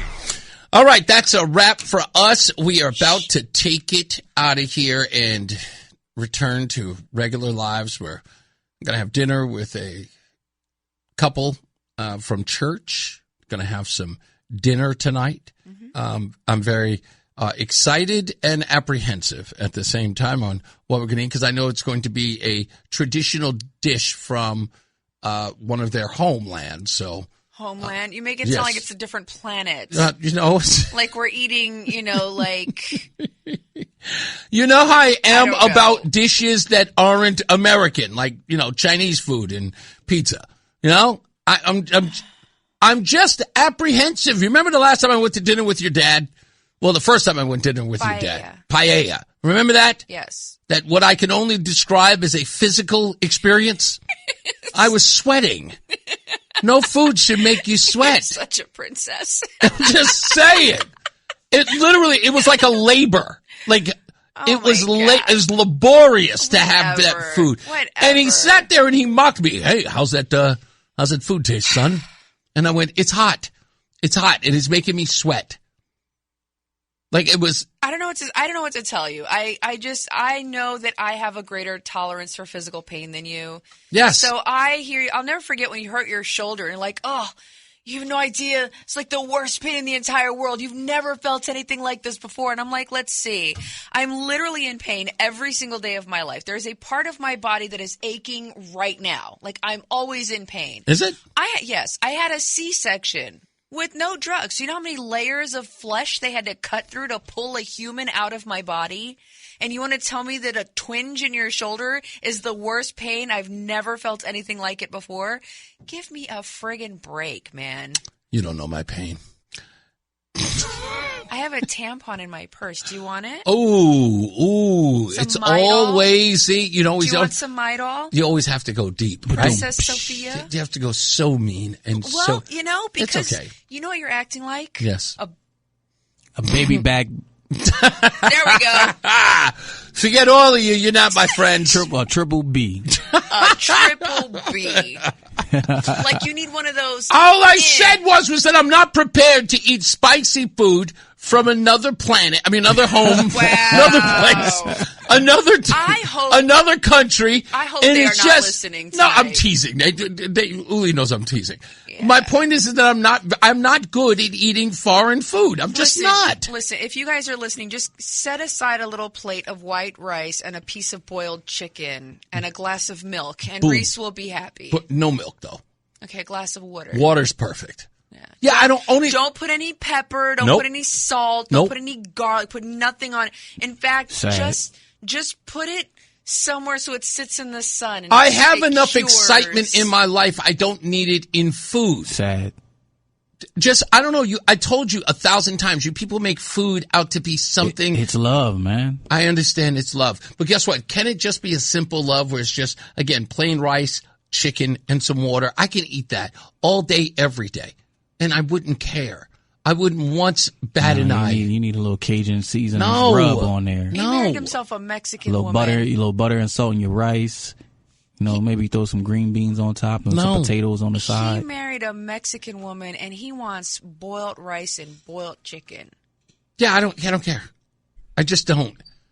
And I'm going to enjoy the dinner. I'm sure it will be flavorful and I love you all an the experience. Time, except when it comes time to eat. I want to go to a Thai restaurant. I want to go to a pho place. I want to go get some bibimbap. I want to get some bibimbap. Oh, I love bibimbap. I want to go and get some adobo. I want to go get food. I like food. It makes me happy. How do you think I went up 6 pant sizes? It's not from eating with you. I have to go sneak around eating behind your back. That's probably what happened. You said you like to on eat accident. Pho. Pho. Okay, I don't know what that is, but what is that? It's like a Vietnamese soup. A Vietnamese soup? Okay. Yeah. Do you think that somebody would start a restaurant called I Don't Give a Pho? And people would go? Yeah, absolutely. There is a restaurant in Virginia called Pho. It's PHO King. Pho. But the PHO is spelled pho. Pho, yes. Yeah. That's great. Yep. That sounds like a great place. That's a legit restaurant. In fact, I'm going to find it and I'm going to show it to you. Doug says your dinner will probably be awesome. Doug, I'm sure it is. It's with our music director. We're going to his dinner. We're going to his home for dinner today, and I'm sure it will be. Boris says Rush Hour Chris Tucker is told by Jackie Chan his Asian tattoo meaning is a love relationship. Chris is the woman. I don't know. I don't remember that scene. I'm just saying that I'm not prepared to eat food that I don't recognize because I don't know what I'm getting into. And if my body reacts in a way that you don't want to eat someone's food and give them that look. It was like, it's rude. I don't want to be rude. I don't want to be surprised. That's all. That's all I'm saying. I got to get to the phones. People are calling the phones. Please do. Mike is in Hartford. Hello, sir. How are you? I'm telling you, I remember back in the day, you guys were talking about hot food 30, 40 years ago. Uh-huh. We used to hit a Mexican restaurant where I was living, and we could bring our own tequila. Huh. And the food was the hottest food on earth. And when I got done at the end of the night, my face was as red as a lava rock. And Mike is kind of a pale guy, so I can imagine. Yeah, I'm fair-skinned, but I want you guys, take it easy on Roseanne. She's fine the way she is. You don't have to lose or gain any weight. You're right there at the point. You're fine. Thank you. I think she's going to be okay. I feel fine. I would like things to go back to where they used to be. Yes. Yeah. I'd like certain parts to move here, and I'd like to renegotiate where these parts are. I'm sorry. Mike, what were you going to say before I let you go? They've got it right down south, okay? I'd rather live in a neighborhood with people that are armed and are trained to kill people than a bunch of old folks. Well, I'm getting up there, but I would feel more secure, okay, from now on if everybody was armed and well trained. Yeah, without a doubt, Absolutely. sir. Have a good weekend. I'll talk to you soon. All right, thanks. You got it. Lori's in Glastonbury. Hello, Lori. Hey, friends. You know what I learned? I learned that not all lives matter. Oh. I don't know if you guys heard about the YouTube couple who made an announcement about aborting their Down syndrome child. Yes. And all of the backlash that they rightfully received on Twitter. Mm-hmm. My brother has Down syndrome. Don't get me wrong; he's been a pain in my butt my entire life. But he's your brother. He's your brother. That tracks. But yeah, exactly. But it's amazing to me how the progressive liberal side wants to determine whose lives matter. Mm-hmm. What is that? I kind of know how we got here. Roseanne, I'm with you. I just want to go back to a time when we didn't do this. Yeah. When we thought that all babies were precious, because I'll tell you what, as much as he's a pain in my butt now and always was, when he was little, he was such a precious little doll. He was so cute and made the cutest faces, and he had so much joy until he figured out how to work a room and get what he wanted, because that's their secret power, is how to manipulate everybody to get what they want. Yeah. But yeah, I just can we make people with disabilities, can we make their lives matter again? Can we do that? That'd be great. Yeah. Indeed. Thank you, Lori. Have a great weekend, okay? You too. You got it. Sam's in Waterbury. How are you, sir? Hey, guys. How you doing? I'm all right. What do you got? Hey, all I can say is when it comes to how fragile your wife thinks you are, suck it up, what?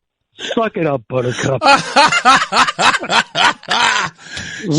The one guy that I miss the most, that I wish we had now, was George Carlin. Yeah, you could use some George Carlin. He could turn his world on an end and make a killing. Yeah, absolutely. It's so funny. I was just watching a clip about of him talking about ideology. In fact, I saved it this morning. I think I'm probably going to play it on the air. You're 100% right. He had a way to turn a phrase and also to take an entire societal conversation or society's conversation and turn it on its head and put a degree of logic to it that people not only wouldn't have thought of, but sort of puts everything in a perspective. It kind of makes you go, you know what? I am losing it for the wrong reasons. Total eye-opener. Yeah, indeed. And Roseanne? Yes. Don't be afraid to have that next slice of pizza. I'm not afraid, I promise. Listen, I'm a biker, and I am all about curbs. Have a great weekend. You got it. You too. Last but not least, Steve's in Meriden. How are you, sir? Hey, you got me on real good now. There you go. He has a song that Steve is here, and he's been promising. Great show. This is for Roseanne. Get her upbeat. I love you. We got to get all those old people out of the politics. So you're nearest to my heart. Please don't ever say we'll part. One more line. Okay. And you were so bold. How's that one for you? Absolutely perfect. You put a smile on her face like I knew you would. You got me right on schedule. It was unbelievable. I said, if I get on the end, I could send you off in a good tone. Not a problem. Thank you, Steve, as always. You have a wonderful weekend, okay? I program intermittently today because I work in the afternoon, I know, sir. We always love to support. You have a wonderful weekend, okay? Yeah, I got Bo Diddley coming for you next week. No problem. Well prepared. Thank you, sir. Okay.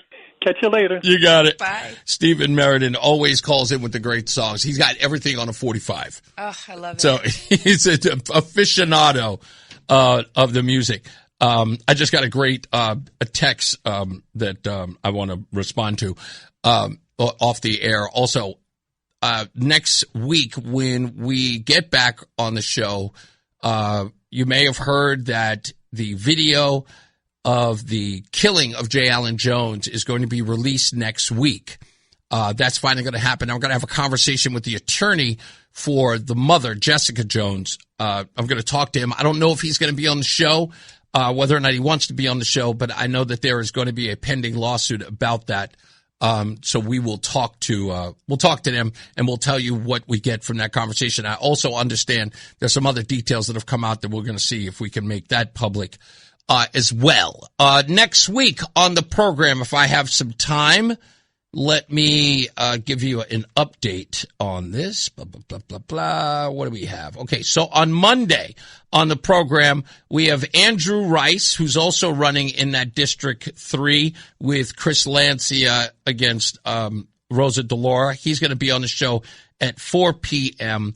tomorrow. On Tuesday, we have DM Livingston of the Waterbury Times. He'll be on the program on Tuesday. Our next guest will probably be unless something changes. We've got Isabel Rude. She was supposed to be on today, but her schedule did not allow it. So she will be back on the she'll be here on the program on Friday at 4:00. And this is the young woman who is the EMT private business owner and is also running for office in Groton, I think in Groton. I believe that's what it was. Yeah, I think it is Groton. She'll be here on Friday of next week. So we've got some stuff planned, a lot of things to get into. And all I can say is that you guys have a wonderful weekend. And I will tell you all about my dinner tonight, as well. I think I'm going to go see the Freedom Truck tomorrow. Since I know I'm having dinner tonight, I'll tell you all about it.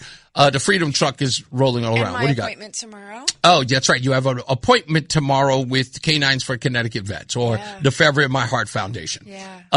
That's going to be an interesting one. We'll do that. We'll tell you all about it on Monday. As I always say, radio is free, so we thank you for paying attention. Remember to keep JC in your hearts and in your minds. Sean Patrick, we love you and we miss you. Remember that panic is not planning, so plan your work and work your plan. Me, I'm Reese on the radio. You have a good night, pleasant tomorrow. We'll see you back here on Monday.